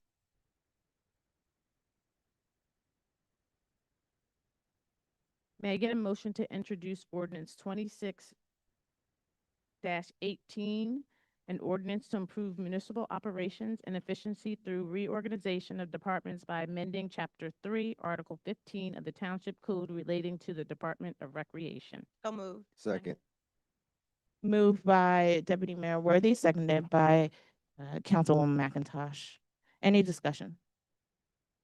Say 15, I'm sorry. No, we're on the 18. Oh, 18. There's no 15 on the agenda this evening. We are on 18, yes. All right, any discussion? Seeing none, roll call. Councilwoman Peron, Yes. Councilman Anderson, Yes. Councilwoman McIntosh, Yes. Deputy Mayor Dr. Worthy, Yes. Mayor Whitfield. Yes. May I get a motion to introduce ordinance 26-19 entitled an ordinance amending Chapter 272-121 of the Code of the Township of Willenboro to reduce the compliance period from 10 days to 5 days to constitute a final order for the township abatement. So moved. Second. Moved by Councilman Anderson, seconded by Deputy Mayor Worthy. Discussion.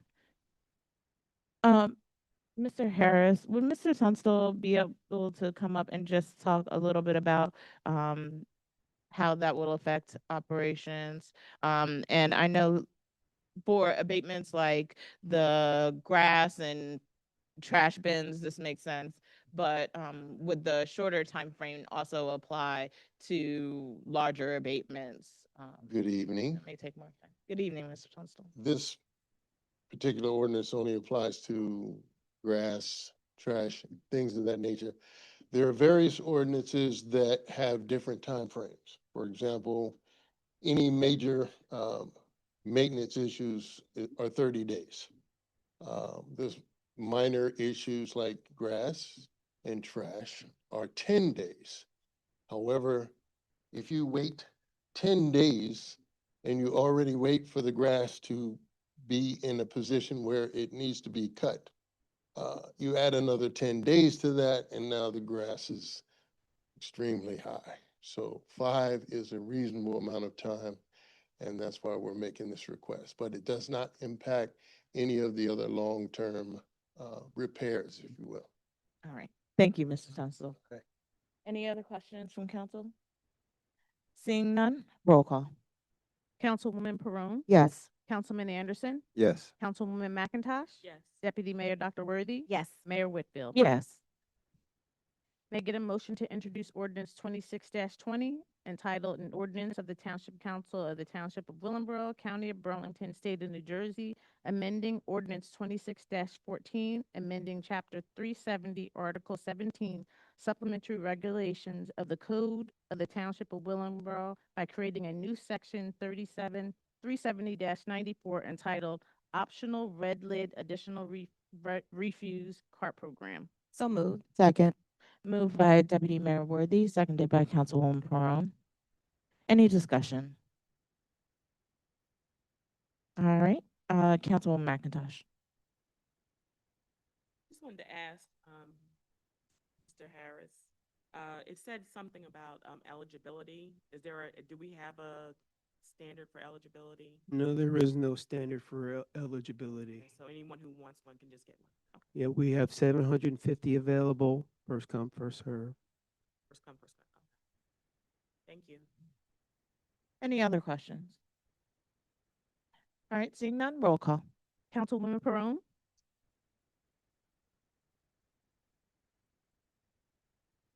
Councilwoman Perone, Oh, yes, I'm sorry, yes. Councilman Anderson, Yes. Councilwoman McIntosh. Yes. Deputy Mayor Dr. Worthy. Yes. Mayor Whitfield. Yes.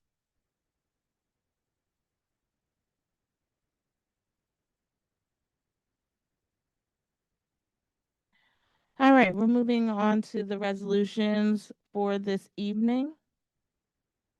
I would like to propose a consent agenda for resolution, or I would like to ask for a motion for a consent agenda for resolutions 2026-118 through 2026-127.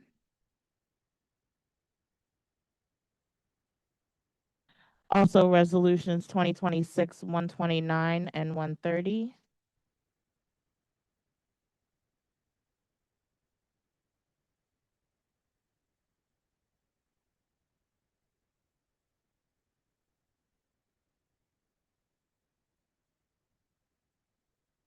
Resolution 132, 2026-132.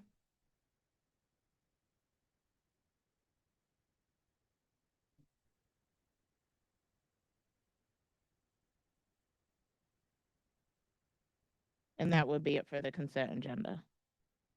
So once again, that would be resolutions 2026-118 through 2026-127, 129 and 130.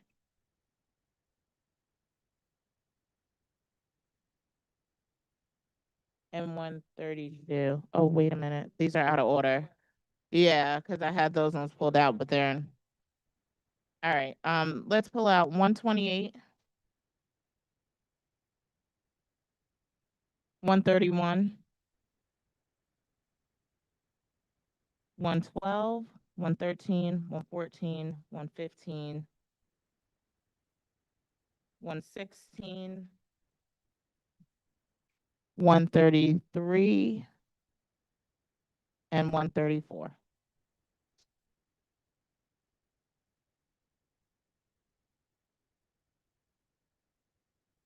You'd like to pull 122?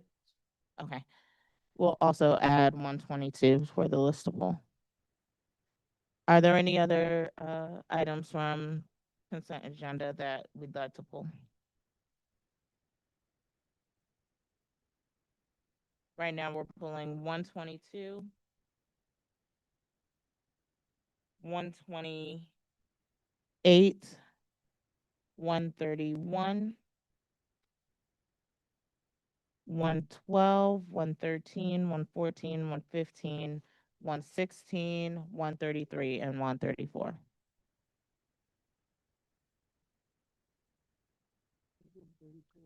That's the replacement of, it was just there was a couple of resolutions that we just we're going to be tabling because we revised them, and 134 is just the one where Gerald Beasley and Karen Briggs's was added together. Here, you might.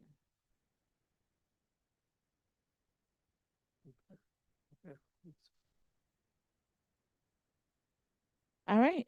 So if there are no others to add to the consent agenda, will somebody make a motion? All right. Moved by Councilwoman McIntosh, a second? Second. Seconded by Councilman Anderson. Any discussion? Roll call. Councilwoman Perone, Yes. Councilman Anderson, Yes. Councilwoman McIntosh, Yes. Deputy Mayor Dr. Worthy, Yes. Mayor Whitfield. Yes. I get a motion and second to approve the same. So moved. Moved by Councilwoman Perone, seconded by Councilwoman McIntosh. Councilwoman Perone, Yes. Councilman Anderson, Yes. Councilwoman McIntosh, Yes. Deputy Mayor Dr. Worthy, Yes. Mayor Whitfield. Yes. All right, we'll go into resolutions for separate discussion. Madam Deputy Clerk, we'll go to Resolution 2026-122. Can I get a motion to discuss Resolution 26-122? So moved. Moved by Councilwoman Perone, seconded by Councilwoman McIntosh. Discussion.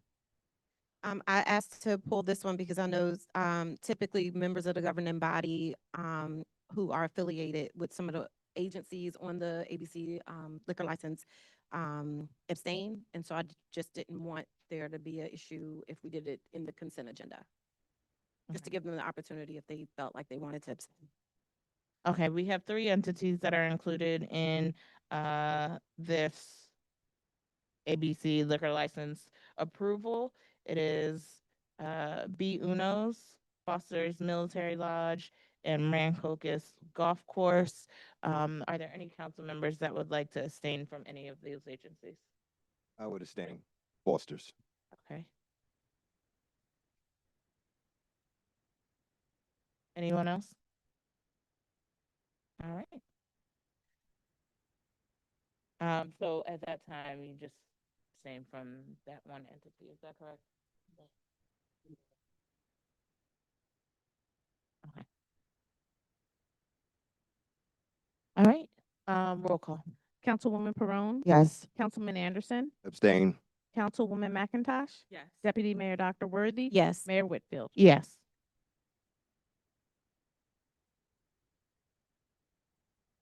All right, now we'll go to 128. I get a motion to discuss Resolution 26-128. So moved. Second. Moved by Mayor Whitfield, seconded by Councilwoman McIntosh. This resolution is for the liens placed on certain properties to address property maintenance violations.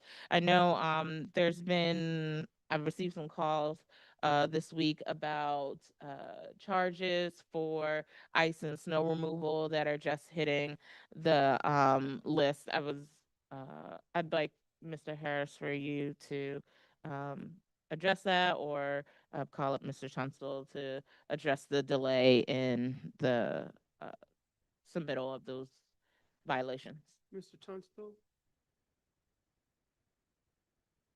Jerry. Good evening once again. Your question is, why was there such a lag between the time that the snow was removed and the liens went out?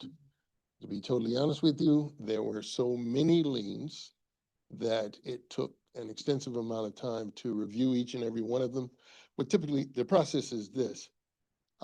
We would contract out a vendor to do the snow and ice removal. They would tell us, of course, the task was completed. They're responsible for sending us some before and after pictures so that we can review them to make sure that the job was done appropriately, as well as the way we had contracted them to have it done. And there were well over 250 odd sidewalks that we had to address.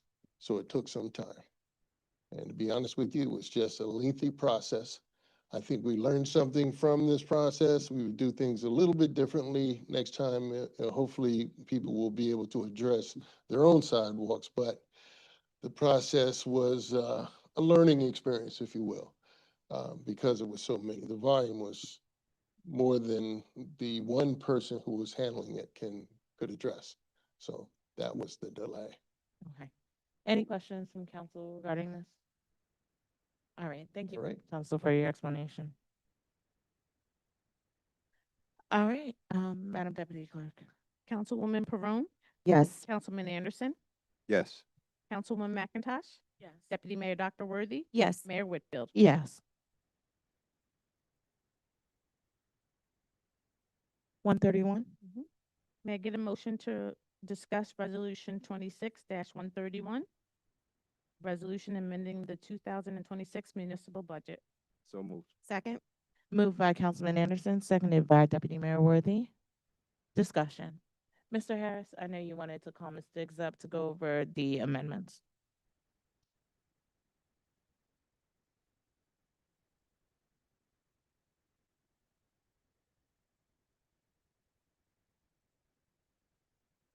Good evening, Madam Mayor, Deputy Mayor, Member of Council, residents of Willingboro. This evening, we are introducing the amended budget for the year 2026. I'm just going to highlight some of the amendment that was made after the introduction of the budget. So we did 3 rounds of amendments, a lot of work. So we have the first amendment that was made was recommended by the state of New Jersey. That was done. And that was in the amount of $2 million. We had to cut from the original budget prior to introduction. After the budget was introduced, the state came back and said they recalculated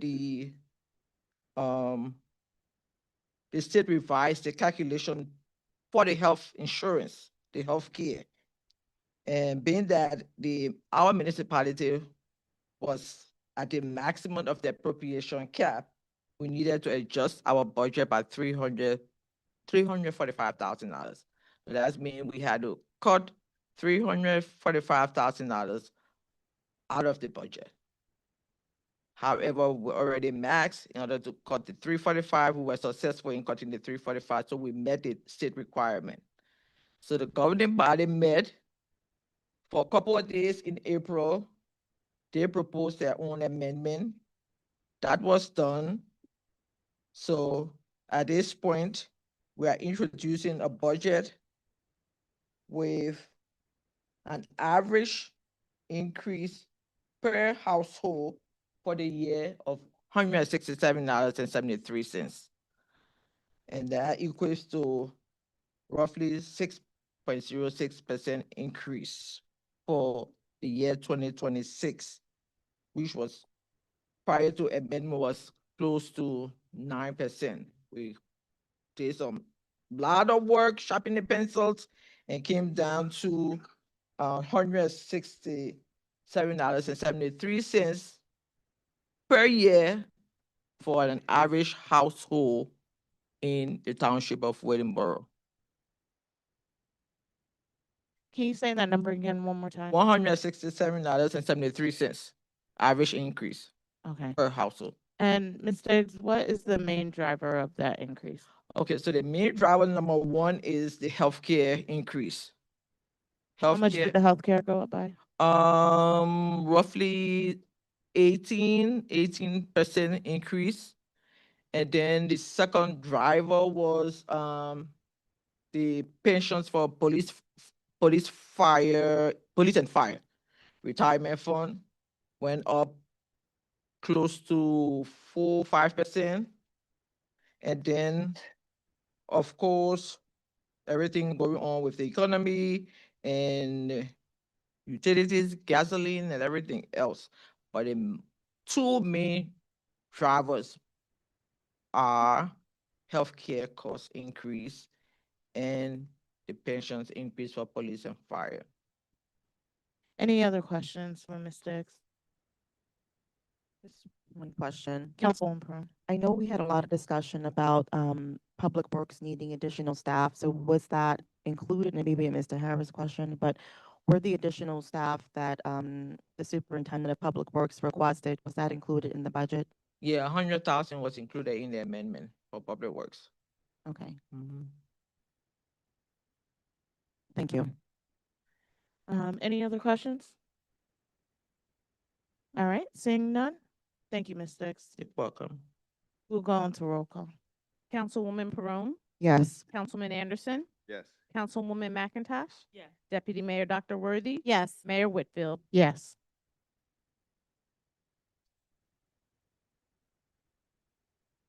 Resolution 126-112.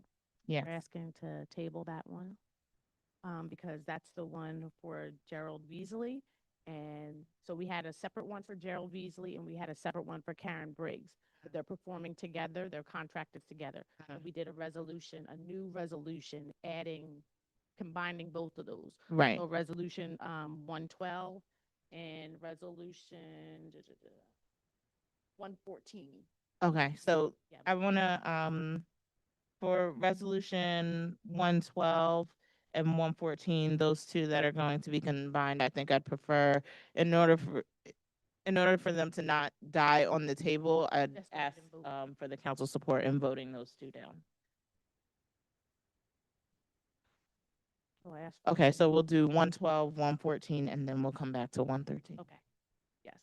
Can I get a motion for resolution 26-112?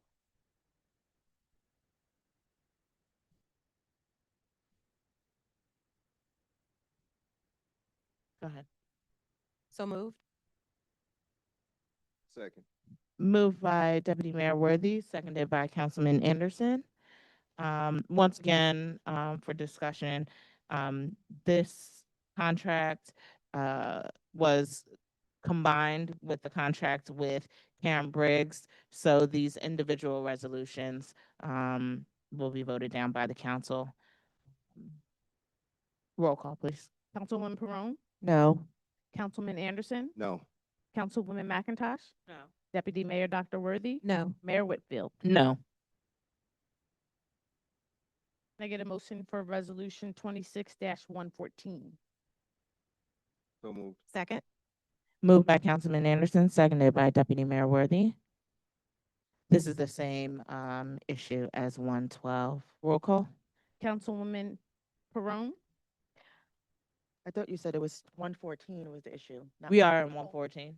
yeah, 114. What happened to We skipped, 113? we're going back to one. We're gonna go back to 113. Okay, no. Sorry. Councilman Anderson, No. Councilwoman McIntosh, No. Deputy Mayor Dr. Worthy, No. and Mayor Whitfield. No. All right, thank you for your patience while we dealt with that technical issue. We'll go back to 113. Yes. Can I get a motion for 26-113? So moved. Second. Moved by Deputy Mayor Worthy, seconded by Councilwoman McIntosh. Any discussion? Councilwoman Perone, Yes. Councilman Anderson, Councilwoman McIntosh, Yes. Deputy Mayor Dr. Worthy, Yes. Mayor Whitfield. Yes. Okay. Resolution 26-115. We are also Voting down. voting down. Mesa, well, we'll open it up for discussion. Can I get a motion? So moved. Second. Moved by Councilwoman McIntosh, seconded by Deputy Mayor Worthy. Discussion. So this is another issue that we came up with against in booking acts. The artist Mesa is no longer able to do the festival, and we have to cancel that contract. So I ask the council once again for their support in voting this one down. Councilwoman Perone, No. Councilman Anderson, No. Councilwoman McIntosh, No. Deputy Mayor Dr. Worthy. No. Mayor Whitfield. No. Can I get a motion for 26-116? So moved. Second. Moved by Councilwoman McIntosh, seconded by Councilman Anderson. Any discussion? Roll call. Councilwoman Perone, Yes. Councilman Anderson, Yes. Councilwoman McIntosh, Yes. Deputy Mayor Dr. Worthy. Yes. Mayor Whitfield. Yes. Can I get can I get a motion for 26-133? And this is replacing 115. This is for the contract with Chrisette Michelle as an artist. So moved. Second. Moved by Councilman Anderson, seconded by Councilwoman McIntosh. Discussion. Deputy Mayor Worthy. Madam Mayor, I was wondering, if we could find out from, Mr. Duckett if there are other options, to consider, before locking, Chrisette Michelle in. I know she performed recently, here in town, and just wondering if you had relationships with other artists who expressed interest to perform. Mr. Harris, would you call Mr. Duckett back? At this point, based on the budget that we have, it was about the only option we had. I did speak to Mayor about some suggestions, but most of the suggestions were way over our budget area that we could do. She's, they work in the area on a regular basis. So I know that you guys have done her before, but it's been I want to say almost 3 to 4 years ago, before she was here. It was before I got involved, so it was 2 years at least with that. So that'd be 3 years ago. If there's something we could talk about fairly quickly, if you have some suggestions, send them to me. And let's do it. Sure. And Madam Mayor, may I ask a follow-up question? My follow-up question is, could we perhaps see if one of the other acts, like Eric Roberson, if he's performing, is there someone else that he could bring or expand some sets or some, I'm just wondering if we have. We can talk Other- about doing some other stuff. I mean, like, Carol Riddick's coming out. We got some special guests that are gonna also add on. But if it comes to another act, don't send me some list ideas that you have, and let's see what we can do with it. Thank What you. we do. Any other discussion? Councilwoman Perone. Yes, given the light of the increase in taxes, I'm gonna vote this down at $25,000. We just can't afford it. So I do appreciate your efforts, but council, I will be voting this down. We already have a few artists coming, and I think we can be a little bit more responsible of how we're spending. We don't need another artist. So for me, it's gonna be no for this one. All right. Thank you, Mr. Duckett.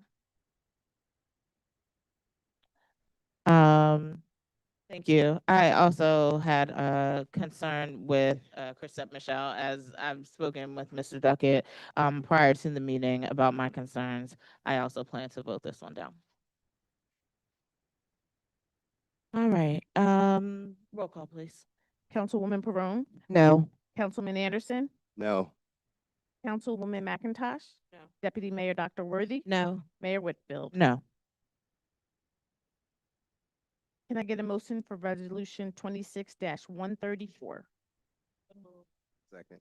Moved by Councilwoman McIntosh, seconded by Councilman Anderson. This is the contract or the amended resolution that replaces the Gerald Beasley and Karen Briggs to include them both together on the same resolution. Roll call. Councilwoman Perone, Yes. Councilman Anderson, Yes. Councilwoman McIntosh, Deputy Mayor Dr. Worthy, Yes. Mayor Whitfield. Yes. All right, our treasurer's report. Yes. May I get a motion to approve the treasurer's report as of May 22nd, 2026? So moved. Moved by Councilman Anderson, seconded by Councilwoman McIntosh. Any discussion? Seeing none, roll call. Councilwoman Perone, Yes. Councilman Anderson, Yes. Councilwoman McIntosh, Deputy Mayor Dr. Worthy, Yes. Mayor Whitfield. Yes. Approval of minutes. May I get a motion to approve May 19th regular and executive meeting minutes? So moved. Second. Moved by Councilman Anderson, seconded by Deputy Mayor Worthy. Any discussion? Roll call. Councilwoman Perone, Yes. Councilman Anderson, Yes. Councilwoman McIntosh, Deputy Mayor Dr. Worthy, Yes. Mayor Whitfield. Yes. Madam Clerk, your updates. At this time, I don't have any updates. All right, thank you. Unfinished business? Or Madam Clerk? Okay. Councilwoman McIntosh. Are there any other vendors that are supposed to be knocking on doors? Do we have a list of those?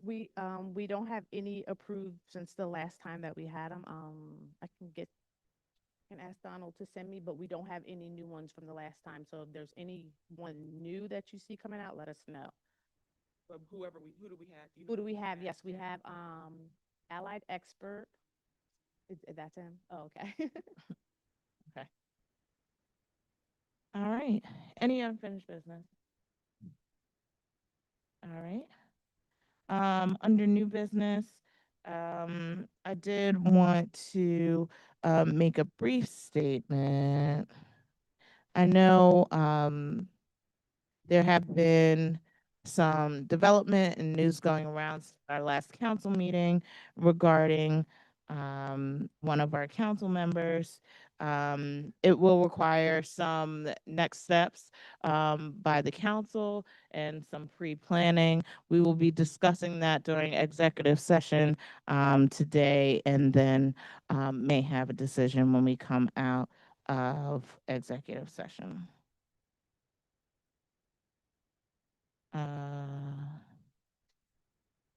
And that's the item under new business. It's about communication with Attorney General Puffin. We'll do it after executive. All right. And now we've reached the point in our meeting for public comment. This public comment is for 4 minutes. You will have 4 minutes for any general topic. Please come up, state your name, and please make sure you bring a comment card that you pass to the deputy clerk so that your information can be recorded and we will be able to respond to you should we need. Public comment is now open.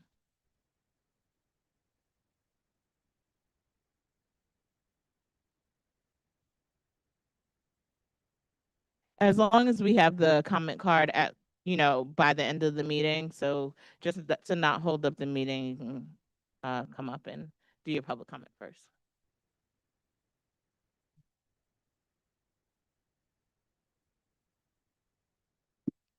Okay, hello. Name. My name is Sharif Powell. Here for the second time. I believe y'all canceled the last one or something like the previous one. Okay, cool. I had a list of things that I actually wanted to address, but I only have 4 minutes. And as the last time, I get thrown off by sitting here and listening to the discussions. And I'm upset. And I stay upset every time I walk in here now. I see that. And the reason being is because I'm listening to the arguments being made with different topics or whatever, and I get the feeling sometimes, especially you, Mayor, you look at us as like we're idiots, like we're dumb, we're stupid. We're not. Not all of us. We're not. We're just not. We can clearly see that you are circumventing your power, your will to push away directives. Like for instance, not the directives, the questionings rather. This gentleman here is up here and he's giving you his spiel on what his position is dealing with this contract, the whole 9 yards, whatever. You tell him to sit down. You didn't ask anyone else up here, do they have any questions like you did everybody else? That's a telltale sign for me. What are you hiding? Why don't you want questions being posed to him? I just don't understand that.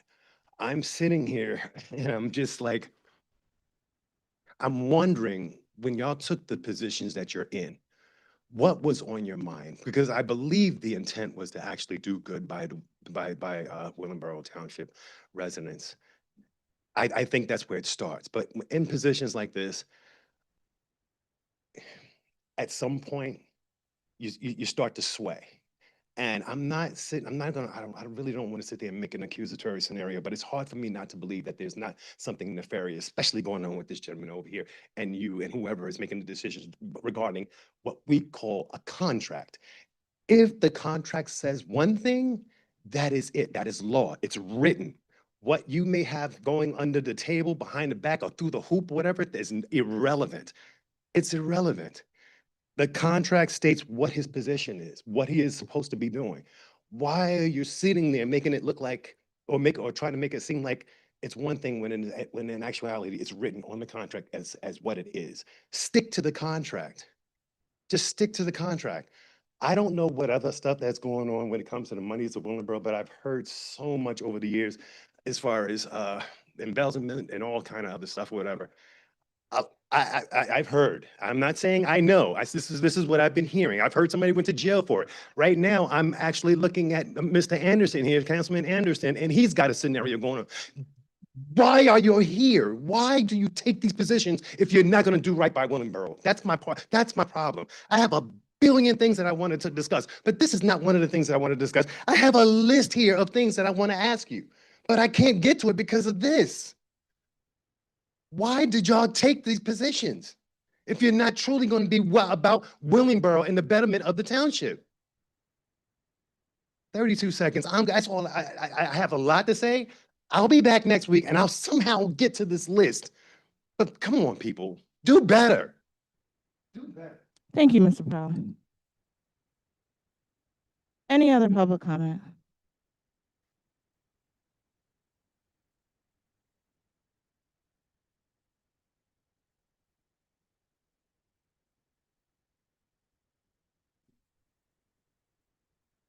Good evening, Mayor, Deputy Mayor, Council, women and men. Can you state your name, please?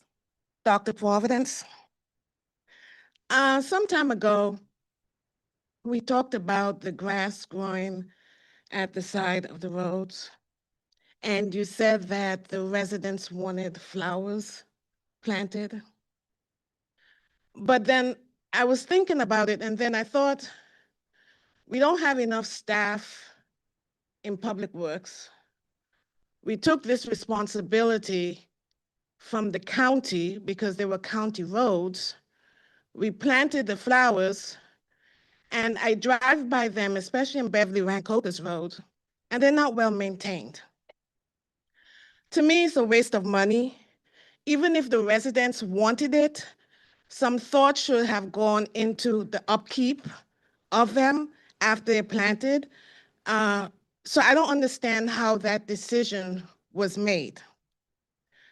Last time I was here, and I don't know the process, so I'm asking for an explanation in this question, that employees who work after 20 years get subsidized for medical. They get like $20. I don't know if it's true. I heard. We don't have money, so why are we paying them a subsidy for their medical? Don't know if it's true. I heard. And in terms of the Jazz Festival, I know we had Chrisette Michelle a while back, but I liked Damien Escobar. So if you could bring him back, I will be very happy. Thank you. Thank you, Dr. Providence.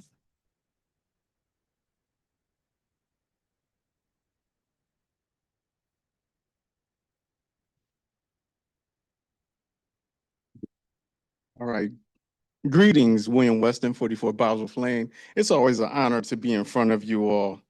First, I would like to give kudos for the transition in the trash contract. Thank you, Mr. Chapman and the council, starting off with something good.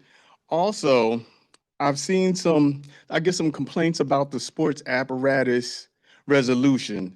And specifically, I would ask if that could be revisited specifically for the basketball hoops. I know that might be a safety issue, but I think that would, I can't front, when you was younger playing basketball on the street, it was a nice option, but I do understand there may be some things behind that of why that can't be. But it will be the exception for the basketball hoops. And I'm coming forward in the spirit of grace here because that I have seen some complaints on social media concerning I believe it's being fined for the snow and ice and getting it late. Could that be, in those cases, be exempt because of the time period? Is there a way to show some grace there?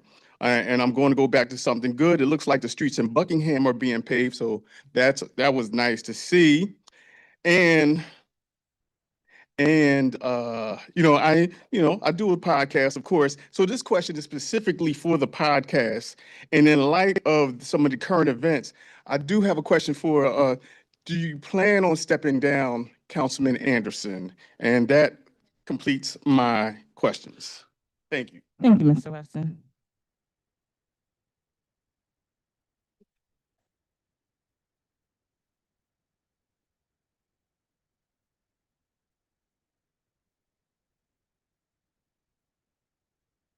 Any other public comment? All right. Come on up.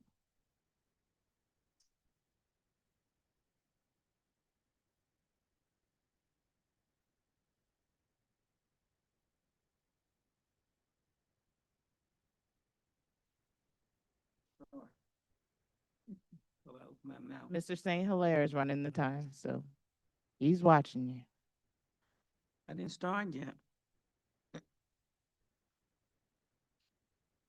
I'm gonna say something positive. Please state your name, please. Oh, Sarah Holly, 9 Tioga Lane. Say something positive. I'm glad you guys voted against Michelle because you all know she's canceled in the Black community. So there you go. And I'm surprised that you didn't know that, Mr. Duckett, is it? Okay, let me start. Some comments from last meeting 2 weeks ago. Chief Bucks, I commend you for your comments at the last meeting. Initially, you reported out that your department made donations to youth and other organizations in town.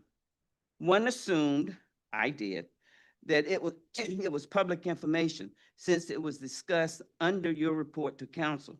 When I questioned you and asked for a list of organizations, you returned to the dais to say police officers made private donations. And these police officers are township employees. Translation for me, since it's a private organization, it was not public knowledge, which if in some form or fashion, the donation ended up in the coffers of a sitting council member's nonprofit organization, that would be unethical, wouldn't it? You don't have to answer. As it relates to the business administrator at the last meeting, and again, you spoke to it tonight, that there was approximately $248,000 that was not budgeted. Well, what? And you came back tonight and you said that you put it back in the budget. What happened to that? And how was that expended, that a little bit over $500,000, almost $500,000? And you also said that the average size home in Willingboro was only paying $161 a year. What do you consider the average size home? Because if you don't have an average size home, don't think for 1 minute it's only going to be $161. It's going to be a whole heck of a lot more. Another question. is there a way for the residents to know how much these food trucks are paying for their locations in town? And if they're all paying the same amount of money? As it relates to BCAP, the BCAP program, how is that money dispersed in the community? Are there organizations or businesses that will be given monetary stipend from those funds that will give the appearance, if they receive of unethical behavior by any of the council members? And another question. Oh, Mr. Chapman, I think our treasurer said that there was $100,000 in the budget to answer, I guess, to correct his requests for additional bodies. How many bodies is $100,000? 2? He asked for 18, I believe. Actually, I think he asked more than 18. He said he had 18 initially in the budget. So I just want to know how many more bodies did he get, and whether or not that's going to be enough bodies to remove the snow that you guys were talking about, that you took you a long time to remove the snow after the snowstorm. I have other stuff like this, gentlemen, but I know my time is up. I'll be back in a few minutes. Thank you, Ms. Holly. Any other public comment? Seeing none, public comment is now closed. All right, I'll start with the comment from Mr. Powell. I did in fact ask other council members if they had any questions for Mr. Duckett. If I missed any, please let me know now, council, if any of you had questions for Mr. Duckett. Any other questions? So yes, I do ask all council if they have any questions before I ask our Mr. Duckett to sit. And I do that for all of our resolutions and ordinance. I ask if anyone has any questions or anything to say. So I just ask you to pay closer attention during our meetings so that you don't misconstrue any of the information that's being shared or any of the procedure that is happening. Dr. Providence had some questions about the maintenance and landscaping of the flower boxes on Beverly Rancocas. Mr. Harris, will you take that one?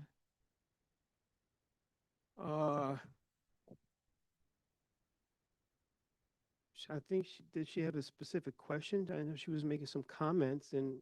I guess the maintenance plan for those, and I'll also say, maybe we can call Mr. Chapman up because he'll also be able, or Mr. Chapman or Ms. Diggs will also be able to speak to the number of employees or personnel that are included in this budget for DPW. Mm-hmm.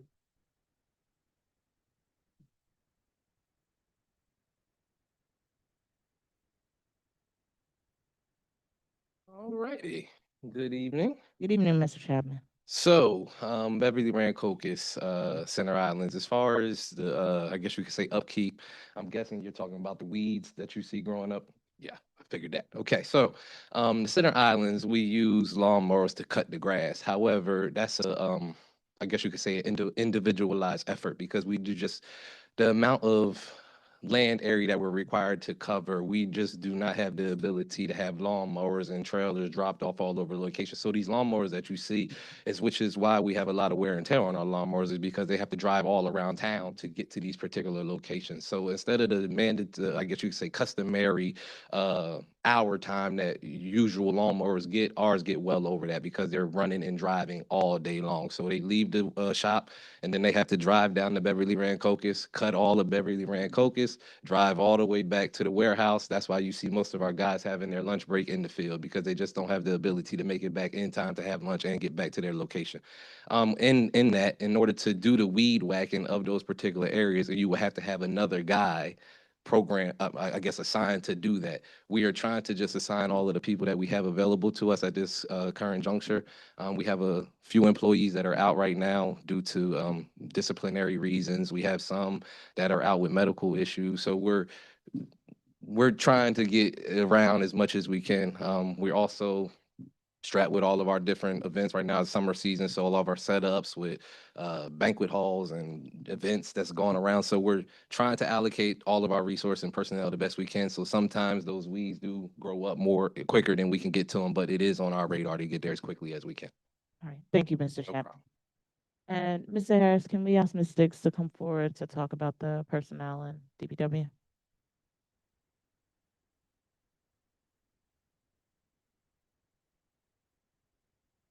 So an average laborer is paid, I think 45 to $48,000 annually. So with the 100,000 at half of the year, that will equate to hiring close to, I would say, 4 to 5 new hires, new laborers. Okay, and then how many laborers did we have included in the budget? I know all of the positions in DPW are not filled, but how many positions total do we have included in the DPW budget for the salaries? Laborer alone, I think I counted like 18, if I can recall. But the entire staff would be like 26, 28. Okay, 26 or Approximately, 28, we'll yeah. be adding 5. And are all of those positions filled currently? I'm not sure. Okay. Yeah. Mr. Chapman, are all of those positions filled currently? Okay.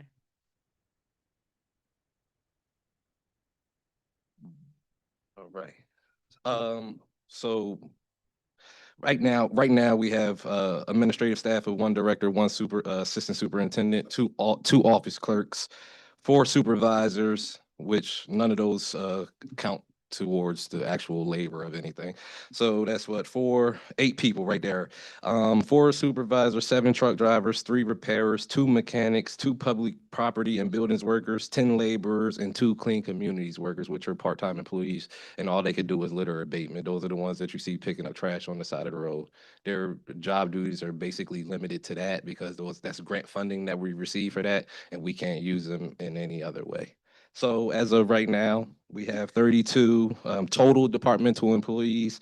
And if you subtract the administrative staff and the supervision staff, that leaves you down to 26.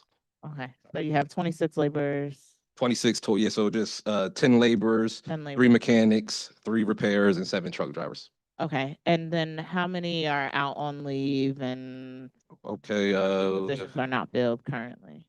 so we have 1, 2, 3, 4, 5 out right now. So that's 1, 2, 3, I guess administrative type things and 2 medical. And then I have 2 on light duty as well.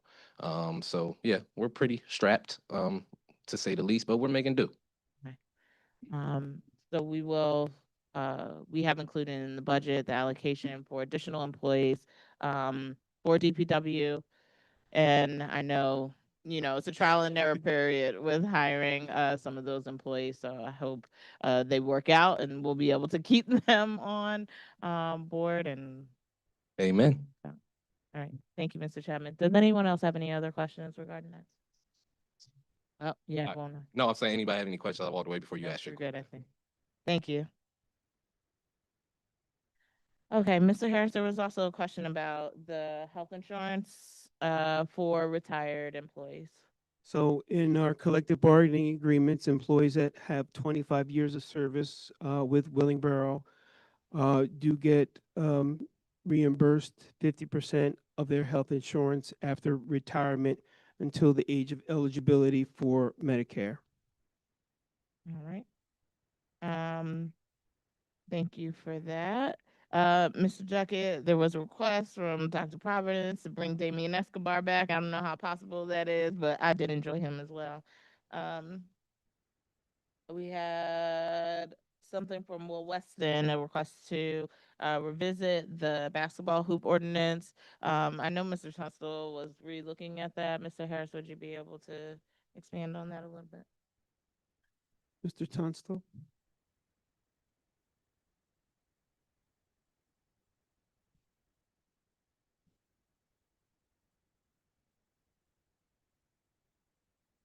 Good evening again. Good evening.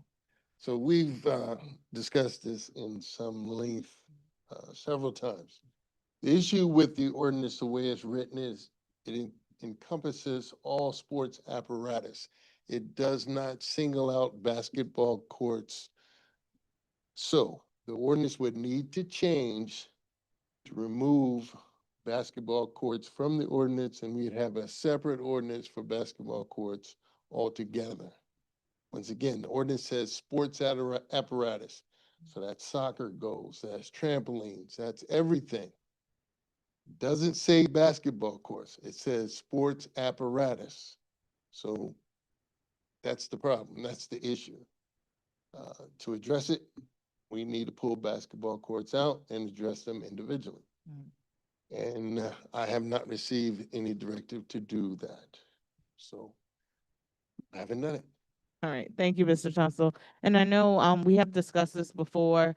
It is we've talked about the issues with the basketball courts being left down at the bottom. It's not that they can't use the basketball courts out front of their homes and the driveways and things like that. They just have to be brought back at the end of the night. They can't stay there permanently or be left there overnight. And that is one of the issues that we were facing. Some of them weren't secured properly, blowing over on people's cars and properties and damaging their neighbors' items. So that is one reason why we haven't made any changes to this as of yet.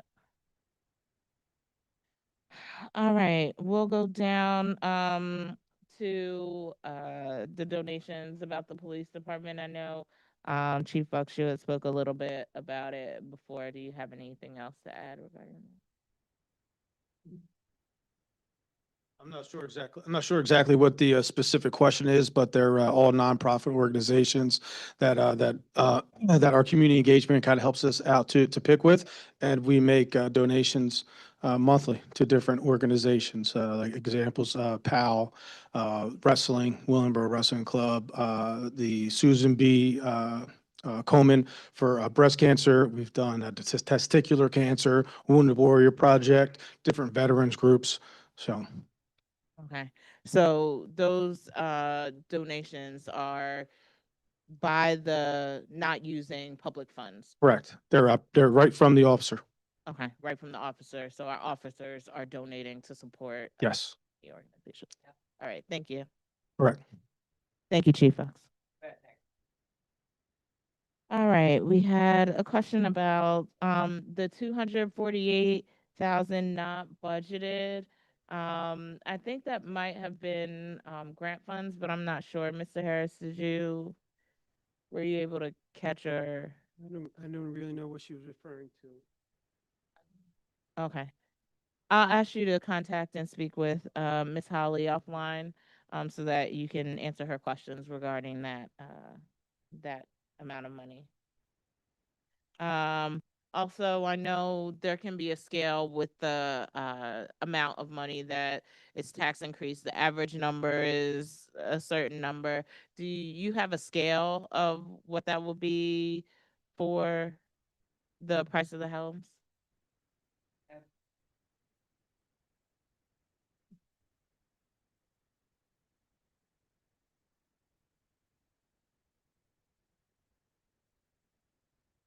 The average assessed value of the home that was used for the budget, for budgetary purpose, was 161,363.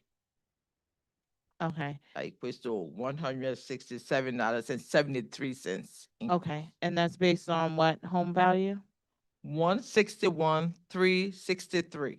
Okay, and do you have the range, maybe a higher number, a higher home value, what that would look like?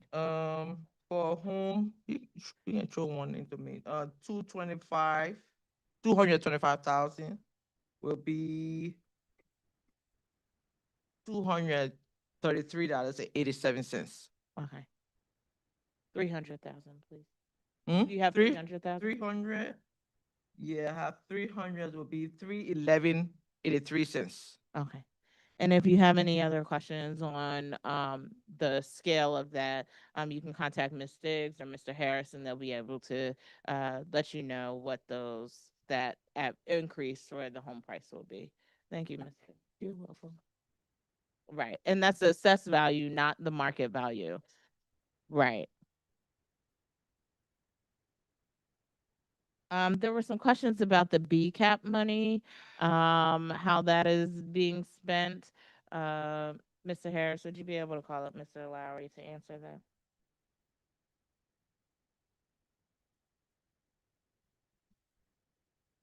So BCAP doesn't send us money to filter to any organizations. The way child care assistance works is if a parent is eligible and it is in need for a subsidy, they would go to BCAP to apply for that subsidy. And they would then be graded, I guess, based on their eligibility, whatever the requirements are through BCAP, and then BCAP would pay a percentage or 100% of the enrollment fee for the program, and they would send us that money directly, and it would cover the enrollment fee for that kid individually. I don't have anything else to say beyond that. Okay. Thank you, Mr. Lowry. So the BCAP money is a child care assistance program, as Mr. Lowry just said, that will cover the students' enrollment fee for our summer camp program. So it'll allow more of our youth in town to access the township summer program. We'll be able to take more of those youth on in our program. Those monies are used strictly for their programming. It does not go anywhere else. It covers their enrollment fee and the programming of that. It does not go to any other organization but to cover their service, their enrollment fee for the summer camp. All right. And lastly, we had a question directed towards Councilman Anderson, and I'll let you take that one, sir. With pleasure. Mr. Weston, I appreciate you addressing the pink elephant in the room. So as most of you know, I made ABC News, okay? Based on a conviction of a crime that happened 10 years ago. None of this had to do anything with township dollars, the taxpayers, or the municipality. The judge, the federal judge in my case, stated that. He said, he's not removed me from the seat because it would have been his call. It would have been the call of the government to suggest to remove me. This had nothing to do with any of that. This case is currently under appeal. And until this appeal this process is done, you know, we'll see what happens.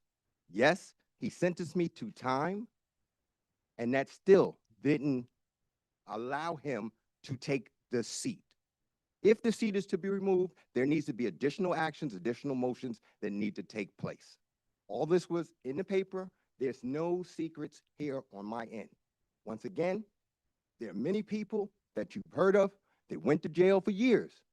30 years later, all of a sudden they're innocent because of X, Y, and Z. So for all of you, I just say keep an open mind. Most of you who know me personally, I've been doing this for 17 years and doing it damn well, as many of you know. Okay? Over $20,000 out of personal funds, out of my pocket, giving back to businesses, donating to community initiatives. I've been doing the damn thing. So for you that know me personally, you understand what I stand for and you understand what it is. So all I ask is that you let the process be the process. And to be honest with you, some of my favorite role models have been convicted of crimes. You might even know some of them. Joseph, Paul, Peter, John, Daniel, and my main man, Jesus. So the answer to your question is I will not be stepping down. Thank you. Thank you, Councilman Anderson.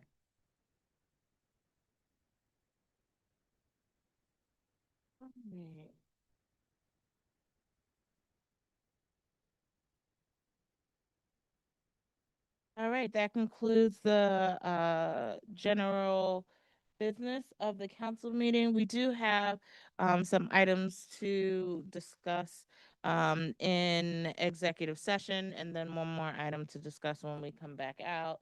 The time is now 9:34, and I anticipate we will need to extend the meeting until 10:45. No, let's just do it till 11 to be safe. So I'd like to make a motion to extend the council meeting. We may end sooner, but extend the council meeting till 11 p.m. I made the motion. Second. Moved by Mayor Whitfield, seconded by Deputy Mayor Worthy. Any discussion? Roll call. Councilwoman Perone, Yes. Councilman Anderson, Yes. Councilwoman McIntosh, Deputy Mayor Dr. Worthy. Yes. Mayor Whitfield. Yes. Now we will go to council comment. Any comment by council? Councilwoman Perone. Thank you. So I want to, and I know I've spoken about this before at previous council meetings, especially when the three young ladies joined and became councilwoman of Willingboro. The Willingboro has adopted and governed our meetings by Robert's Rules of Order. So I want to remind the mayor and the rest of council when it comes to the responsibilities of the mayor. As you all know, it's considered a weak mayor form of governance, whereby one of the roles and responsibilities of the mayor is to facilitate the meeting, as why she will be speaking and give the floor to whoever. Here's what Robert's Rules of Order says about the facilitator or the chair. In this case, it would be the mayor. Cannot talk over a speaker who has the floor. The fundamental rule of parliamentary procedure is that only one person speaks at a time, and the speaker must be recognized by the chair. Interrupting a recognized speaker is generally not allowed, as it disturbs the flow of the meeting. However, the facilitator has specific rights and responsibilities for managing the speaker and can do such things as call to order. The facilitator can interrupt the speaker if the speaker breaks the rules by saying call to order. Another way, urgent interruptions is highly urgent situations such as a safety emergency can be called by saying point of order. When a person is speaking, somebody can say point of order and then say listen, etc. Next, asking a question. The facilitator may wish to ask a speaker a question or clarify something that they said. In this case, the facilitator may ask the speaker if they are willing to yield for a question rather than talk over them. So I'm hoping, Madam Mayor, that that helps facilitate these meetings that we have and that you respect all speakers that have the floor. Thank you. Thank you, Councilwoman Perone. Any other comments? Deputy Mayor Worthy. Thank you, Madam Mayor. The first I would like to do is to congratulate Ms. Foster on her retirement. I'm excited to celebrate with her many years of service, not just in Willingboro, but the work she's done across the state of New Jersey. I would like to extend sincere condolences to the loss of Ms. Pat's son. We had the opportunity to celebrate his life yesterday, so condolences to her and her family, and for a life well lived. And to Big John, who we also lost a giant in our community who was instrumental in getting so much done. And I'm looking forward to the June 26th celebration in honor of him, something he was really instrumental in with House Heads Entertainment. That'll be a phenomenal event. And I appreciate the residents coming out tonight to participate in our meetings. And it's always so wonderful to hear the public share their comments during public comment so that we have an opportunity to have a discussion and respond. And just a reminder, you can send an email to any member of council. You can call us. You can make appointments to come to the office. If you prefer the stage on first and third Tuesday nights, that's fine. But there are many ways to communicate with the council to be be able to have more than 4 minutes to be able to get your questions answered. This is one way to do it. Some prefer that. But if you're really interested in having more in-depth dialogue, communication, and to gain an understanding, there are many other ways to do that so that there's a dialogue. The meeting is really a one-way discussion just because of the format, but there's so much more context and information that is available to all residents. Thank you, Madam Mayor. Thank you, Deputy Mayor. Councilman Anderson. Thank you. Just want to thank everyone for coming out. As it relates to Big John Greer, he was an asset to this community, and his unexpected death has just taken us all by surprise. If anyone's interested, his services will be held Friday, June 19th. Viewing is at 9 o'clock, services at 10 o'clock at Christ Baptist Church in Burlington. I want to say kudos to Mr. Lowry and his team on revamping the recreational programs to include free programming, coming to the table with new ideas, new thoughts, just giving it a breath of fresh air. Mr. Chapman, I saw you raising your hand for kudos as well when I said Gary's name. I just want to thank you for the trash contract, making it work. Thank Councilwoman Perrone for the persistence and the support of council of taking that fee away from the additional red cans. It was something we did not have in place when the first set came out. So I think it was only right that, we made the decision that we made so that it's pretty fair across the board, so that we can eliminate some of the issues, as you indicated, with extra garbage being put out and not actually bulk items. And once again, congratulations to Miss Reva Foster and her retirement for all the years she put into this community, the love. She will never be forgotten. Thank you. Thank you, Councilman Anderson. And I would just like to say thank you, everyone, for coming out tonight. We do still have a few items left to discuss, but I want to, one, remind everyone of our Juneteenth festival that will take place on Friday from 3 to 7 at Mill Creek Park. I hope that you all will come and join us in those festivities. Also, our Friday Night Live music series will pick back up next Friday at the amphitheater, celebrating Big John, who we all love so dearly. I also want to give a congratulations to Miss Reva Foster. 30 years is a long time to be at a job, and she had played a very instrumental role in a lot of facilities projects, securing grant funds and funds for the township, and really helping this township to thrive, always having the best interests at heart.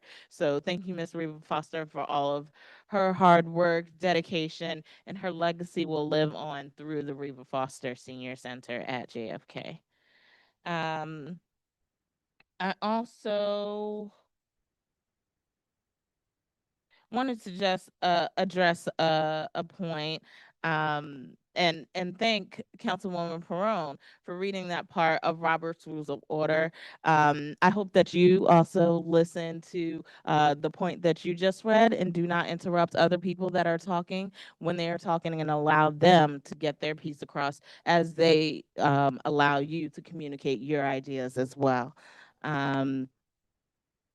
It's so important that we all show respect up here.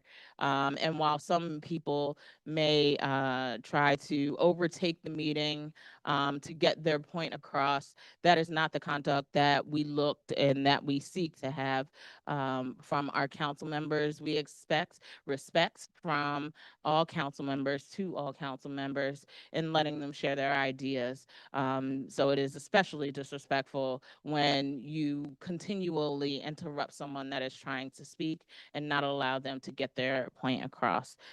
So I hope that everyone does take heed to what you just read and follow that as we continue to operate and take care of the business of Willingboro. At this time, we will be going back to executive session. And Madam Clerk, will you please have that resolution? Excuse me. Will you be able to confirm? Yes, we'll be discussing litigation and attorney-client privilege matters. Can I get a motion for Resolution 26-135, authorizing a closed executive session in accordance with the New Jersey Open Public Meetings Act for matters of litigation and attorney-client privileges? So moved. Second? Moved by Councilman Anderson, seconded by Deputy Mayor Worthy. Roll call. Councilwoman Perone, Yes. Councilman Anderson, Yes. Deputy Mayor Dr. Worthy, Yes. and Mayor Whitfield. Yes. Okay. We will go back to executive. We're expected to return after about 15 to 30 minutes. Okay. 45 minutes or so, and then we'll come back and we may have decisions and business to take care of when we come out of executive.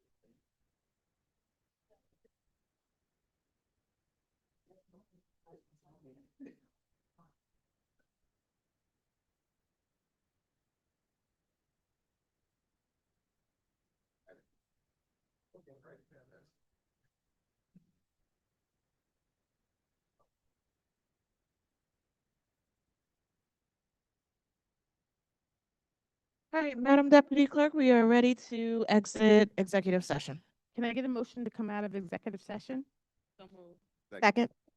All right, it's been moved by Councilwoman McIntosh, seconded by Deputy Mayor Worthy. All in favor? Aye. Aye. Any opposed? Any abstentions?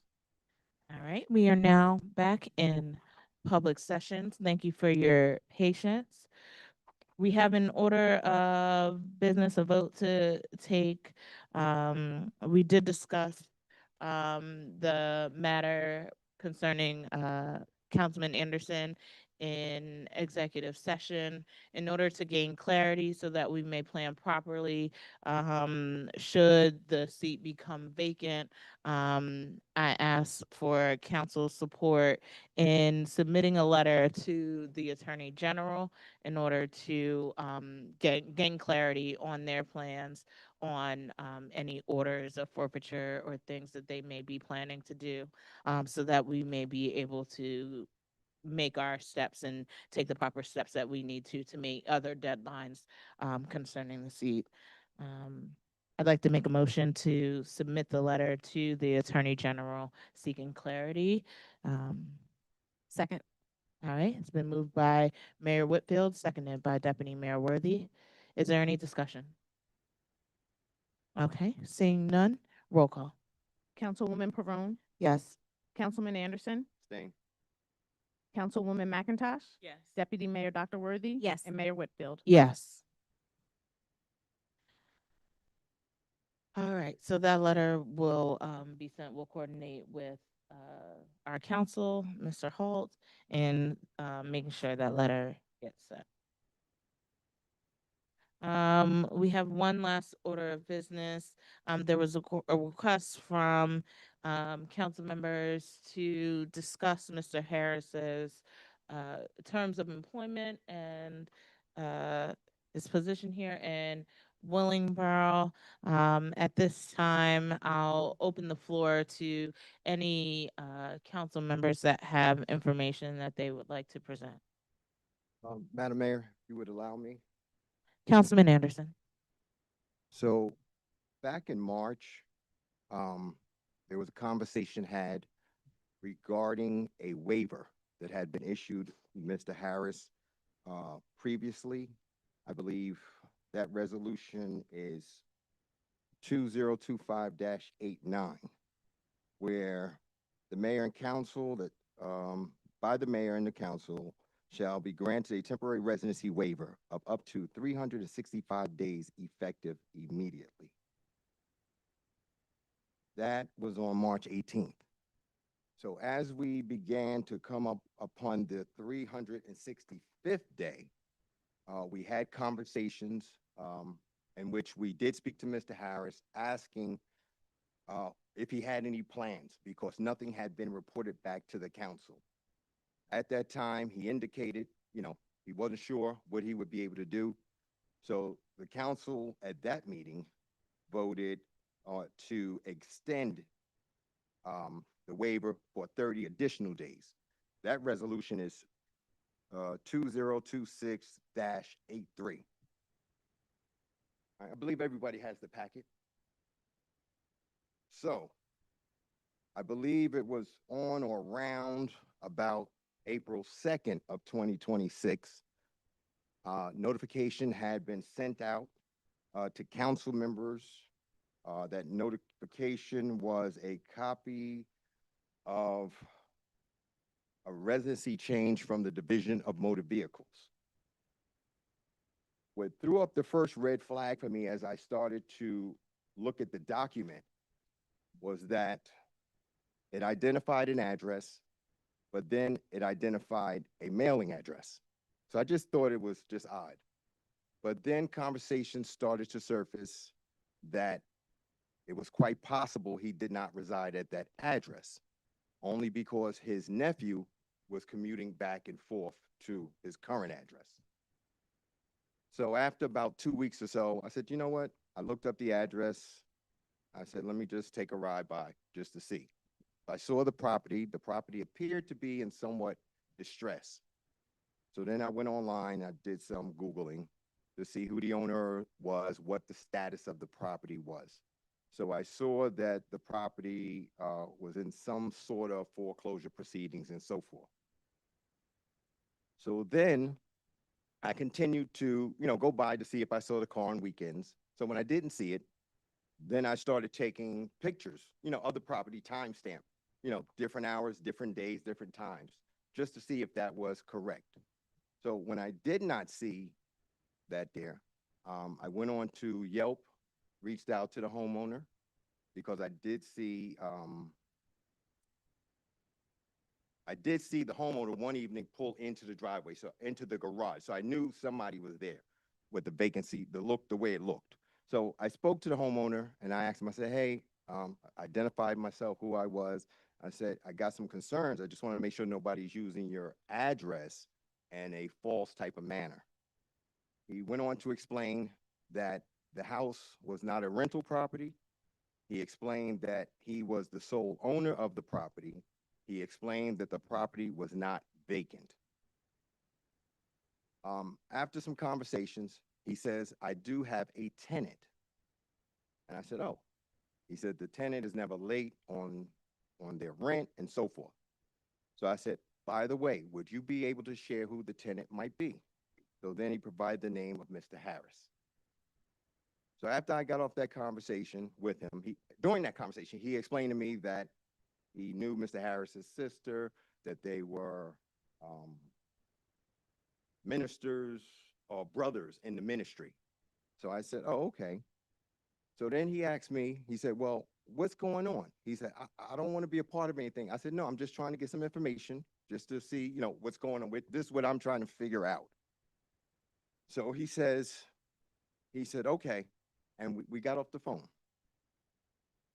So later on that evening, he reached back out to me. This was sometime in April, early May. He reached back out to me. He said, listen, I'm not sure what's going on, but I'm putting the pieces together. He says, as of May 31st, I will be terminating the agreement, the lease agreement that I have as of May 31st. So I said, okay. After that conversation, I was made aware, because I requested, was there any other documentation other than the driver's license change for motor vehicles? Then I was sent a copy of I did an Oprah request. I received a copy of the lease agreement, but in addition to that, I did an Oprah request.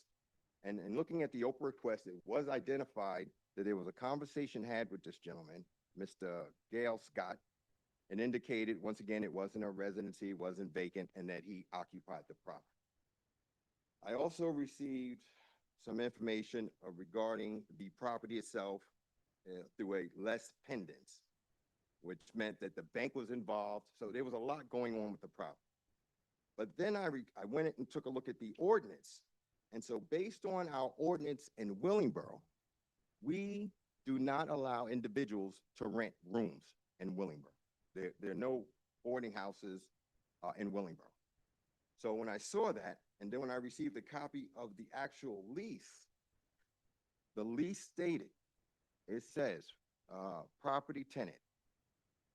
This is between Scott Gale and Dwayne Harris.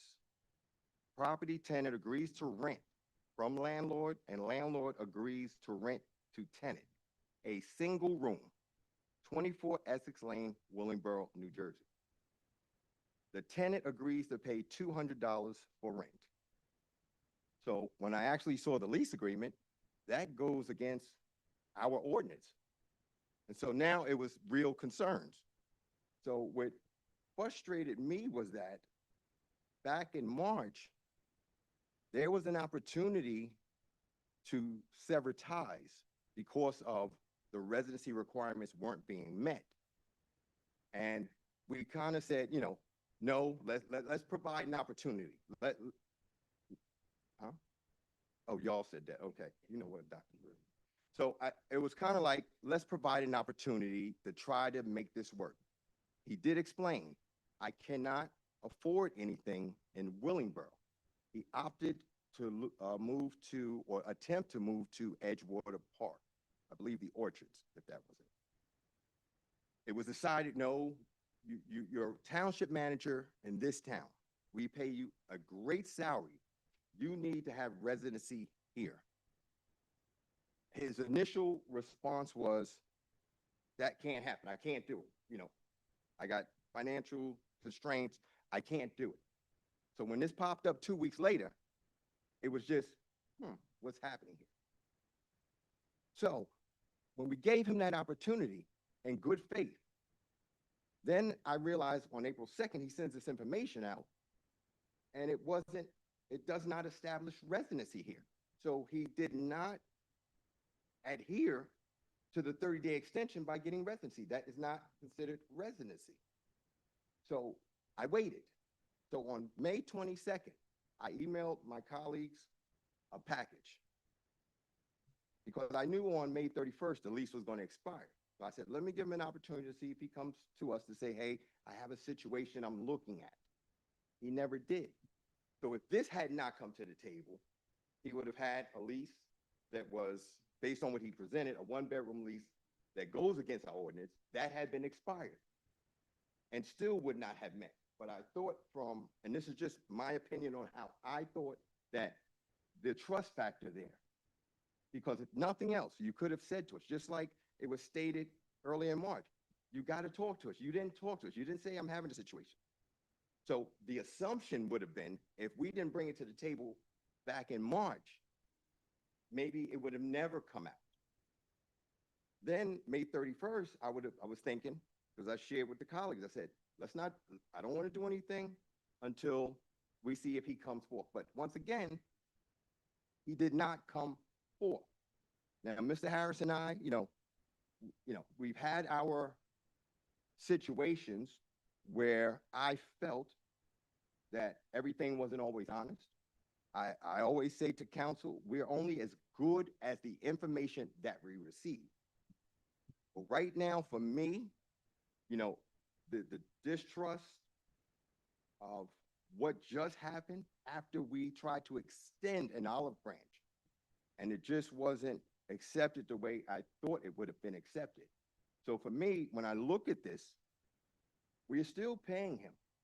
So if you didn't meet the original resolution that was put in place, then you didn't adhere to the second extension, which was just out of good faith and just trying to do the right thing. We were in the middle of budget season. We were in the middle of, different things. And we said, let's give it an opportunity. But then, this happened. So there were two choices. We could say nothing. And it's easy to say nothing if you don't know. But once it's brought to your attention, it's hard to overlook it, especially if we're looking at the way this second ordinance reads, the second resolution, it actually gave him up until March 17th of 2026. So if he didn't establish it on that day, because what he presented early part of April didn't establish residency. So we've been paying him taxpayers' dollars ever since then. So not only have we, in my opinion, have we been defrauded and our trust has been compromised, but the taxpayers, because we're paying taxpayers' dollars, and he has not met the requirements of this residency. So not only is it an issue for me as a sitting council member, but also for the resident, because this is one of the things we harped on.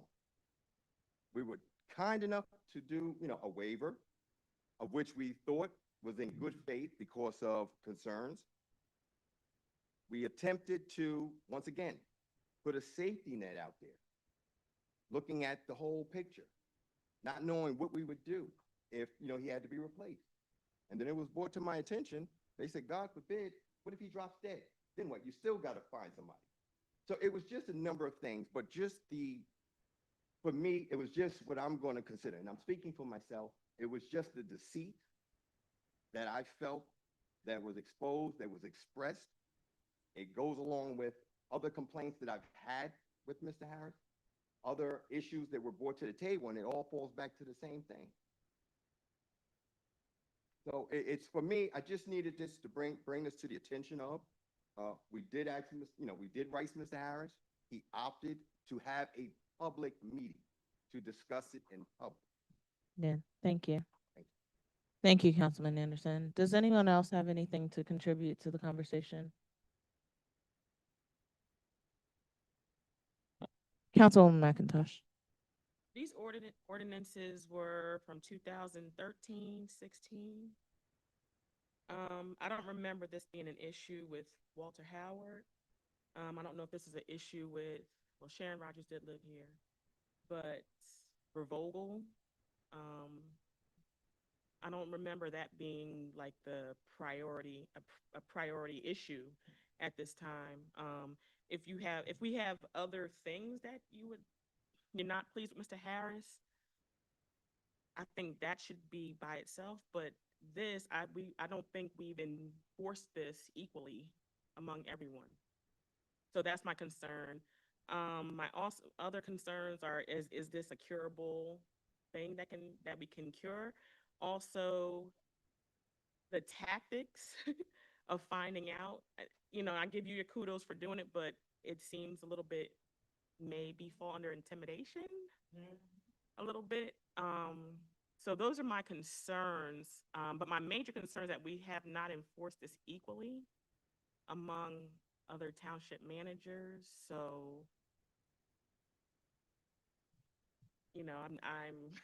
I'm not so convinced that I would let Mr. Harris go on this.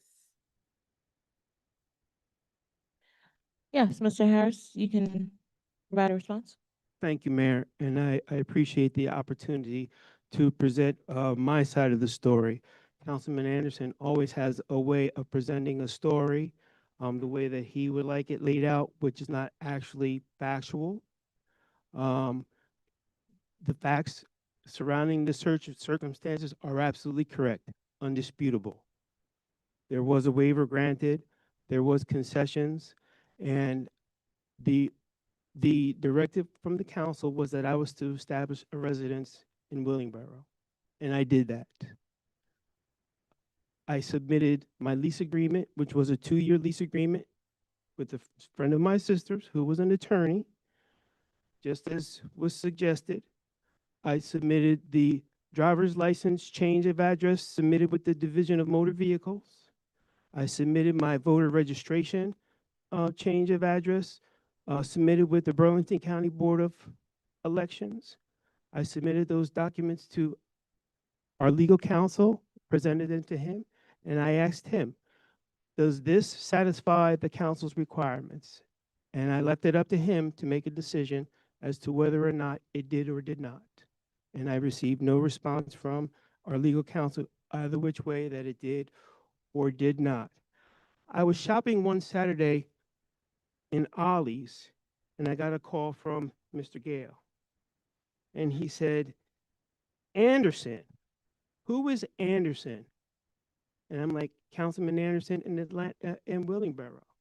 Yeah, he was just in my house, at my house, telling me that that my property was under surveillance, and he didn't know what was going on, but he was very concerned because all of a sudden people have been driving past his home. He has been receiving phone calls in the night from persons he did not know and did not understand what was happening.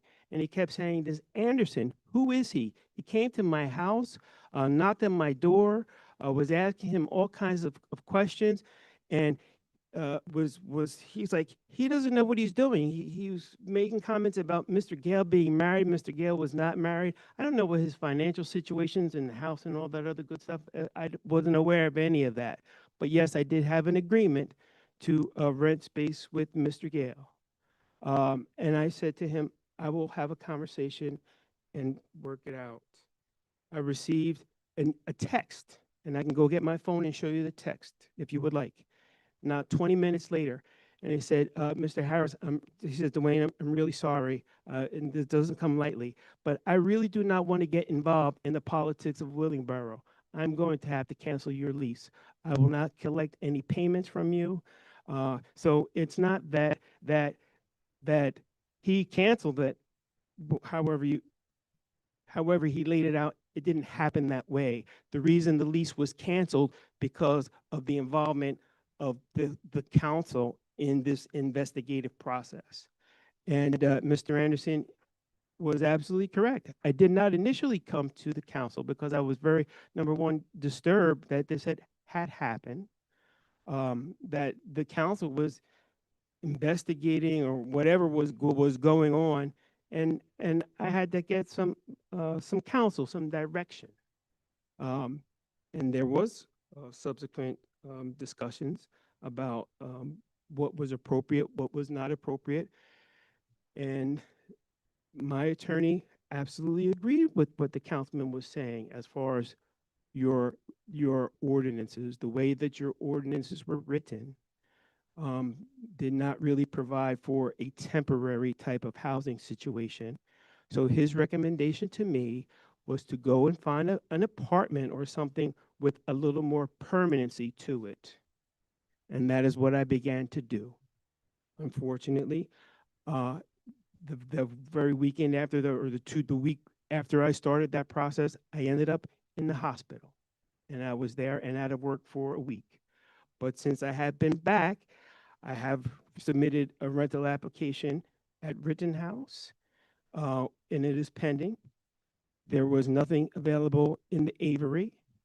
I went back to my prior landlord at Willingboro Square, and they were not willing to let me back in because I broke my lease to leave the first time, and they're still mad at me. And I was able to resecure the property that I was renting or planning to rent prior, and had let it go because I took the other place at Orchard Park. So, and as far as my personal finances, it is not because Willingboro does not pay me enough that I went through a divorce, and because of my divorce, my ex-wife takes a very large portion of my paycheck every month. And it's not because you don't pay me well, you pay me very well, but my own personal expenses make it very difficult for me to rent a $3,200 3-4 bedroom home in Willingboro. I need something small and for myself. And what my nephew is doing in his life has no bearing in this conversation. My nephew is 27 years old. He commutes from where he commutes and goes to work each and every day and has no relevance as to where I live. So that is my particular situation.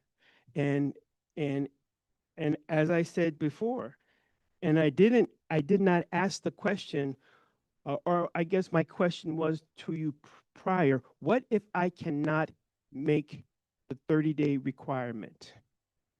And again, if your requirement is for me to live in Willingboro and I am not able to secure housing in Willingboro, yet I found a spot 300 feet on the other side of Route 130 in Edgewater Park, if that's not good enough, then I don't know what to say. Whatever decision you have to make, you have to make. But again, that is your decision. Thank you, Mr. Harris. We do have to extend the meeting for another 30 minutes to finish this conversation. I'd like to make a motion to extend the meeting until 11:30. Second. Moved by Mayor Whitfield, seconded by Deputy Mayor Worthy. All in favor? Aye. Any opposed? Any abstentions? Thank you, council, for your patience. Are there any other comments from council on this issue? Okay.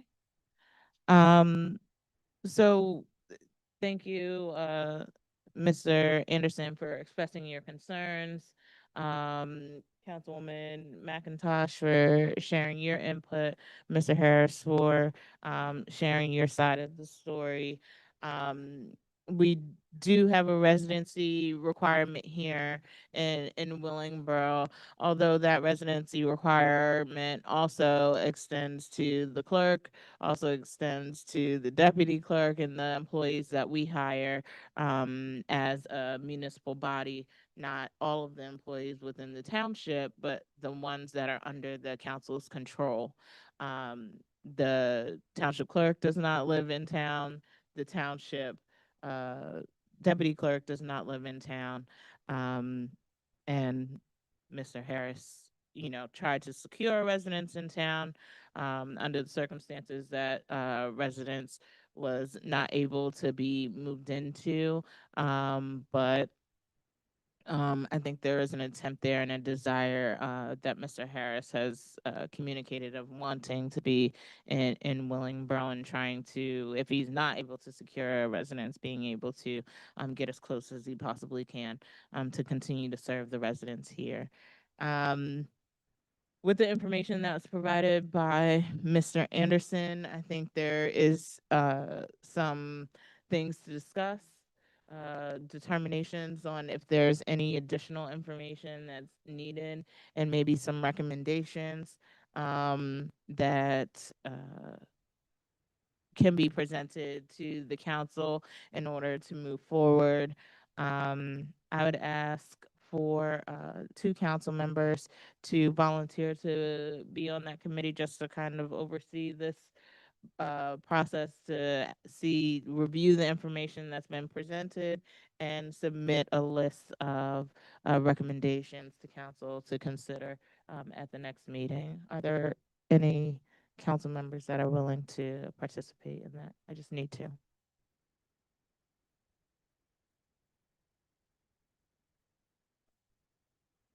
Okay, thank you, Councilwoman McIntosh. Anyone else? Councilwoman Brown? Okay, thank you. All right, so Councilwoman Brown, Councilwoman McIntosh, thank you for helping to help us bring resolution to this issue. Also, I know we just got appointed a new superintendent who will be almost very equal with Mr. Harris, who also does not live in town. All right. With that, does anyone else have anything else to communicate? Yes, Deputy Mayor Worthy. Thank you, Mayor Worthy. I just want to note for the record, because I already gave the evil eye to Councilman Anderson, that he presented a lot of information which requires us to take action, but he's not interested in participating in the committee. And that's just a bit disappointing, because it is going to be, I have no issue with taking some action and figuring out the next steps. When we discussed this previously and doing an extension, I didn't want to do it. I thought it was a bad idea because we had already done a 365, but I wanted to support what the majority of council thought was best at the time. I appreciate that Councilman Anderson did put together information to share, but for me, it's really hard to sit here and to see that the next steps, the things we need to do next, just to be part of the work to figure it out, like where are we going to land. It's just disappointing, and no recommendation came forward. So we have the packet, but I think I was looking for a recommendation in terms of what you want to see, and then that can be considered, by the committee if you opt out of the committee. Well, the understanding was, once it was sent, it was for us to review and then discuss. And that didn't happen. It went straight to this. It was in the note. It was in the email I sent for us to review it and discuss it. Well, now is the time for discussion. This is it. Well, for me, where I stand in now, look, I brought the information to you. There was a specific resolution identifying what we wanted to see. It's going to be up to the rest of the council to say, hey, where do we go from here? Do we adhere to the resolution that was very specific to Ms. Harris, or do we don't? Do we indicate other folks don't live in town, but other folks aren't part of this specific resolution that was put in place? So I don't know. In my email, I said, hey, look at the information, have the conversation. That's what I said. Understood. So, Okay. No, that's all I was saying. Okay. So no, there's not a recommendation, like you're not. Well, no, it was supposed, I was expecting the council together to discuss, look at the information and to say, hey, which direction do we go in? It wasn't going to be a one-man show. Because if it's up to me, I'm going to say he got to go. but it's not up to me. So that's why I said, the first go around, I supported to keep him. Because if I would have said no, he would have been gone. So it's just the way I felt, but it is a council decision. That's all, and that's all I requested. Thank you.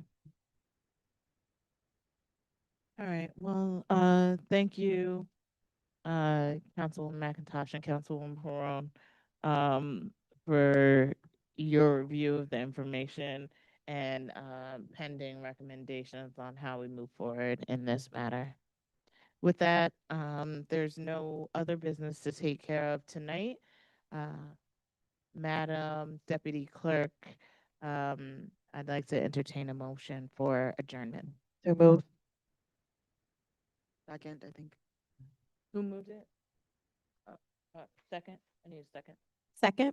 All right. Moved by Councilwoman Perone, seconded by Deputy Mayor Worthy. All in favor? Aye. Aye. Any opposed? Any abstentions? All right. We are now adjourned. The time is now 11:06. Good night, Time is Willenboro. 11:06, and the Willenboro Council meeting is officially adjourned.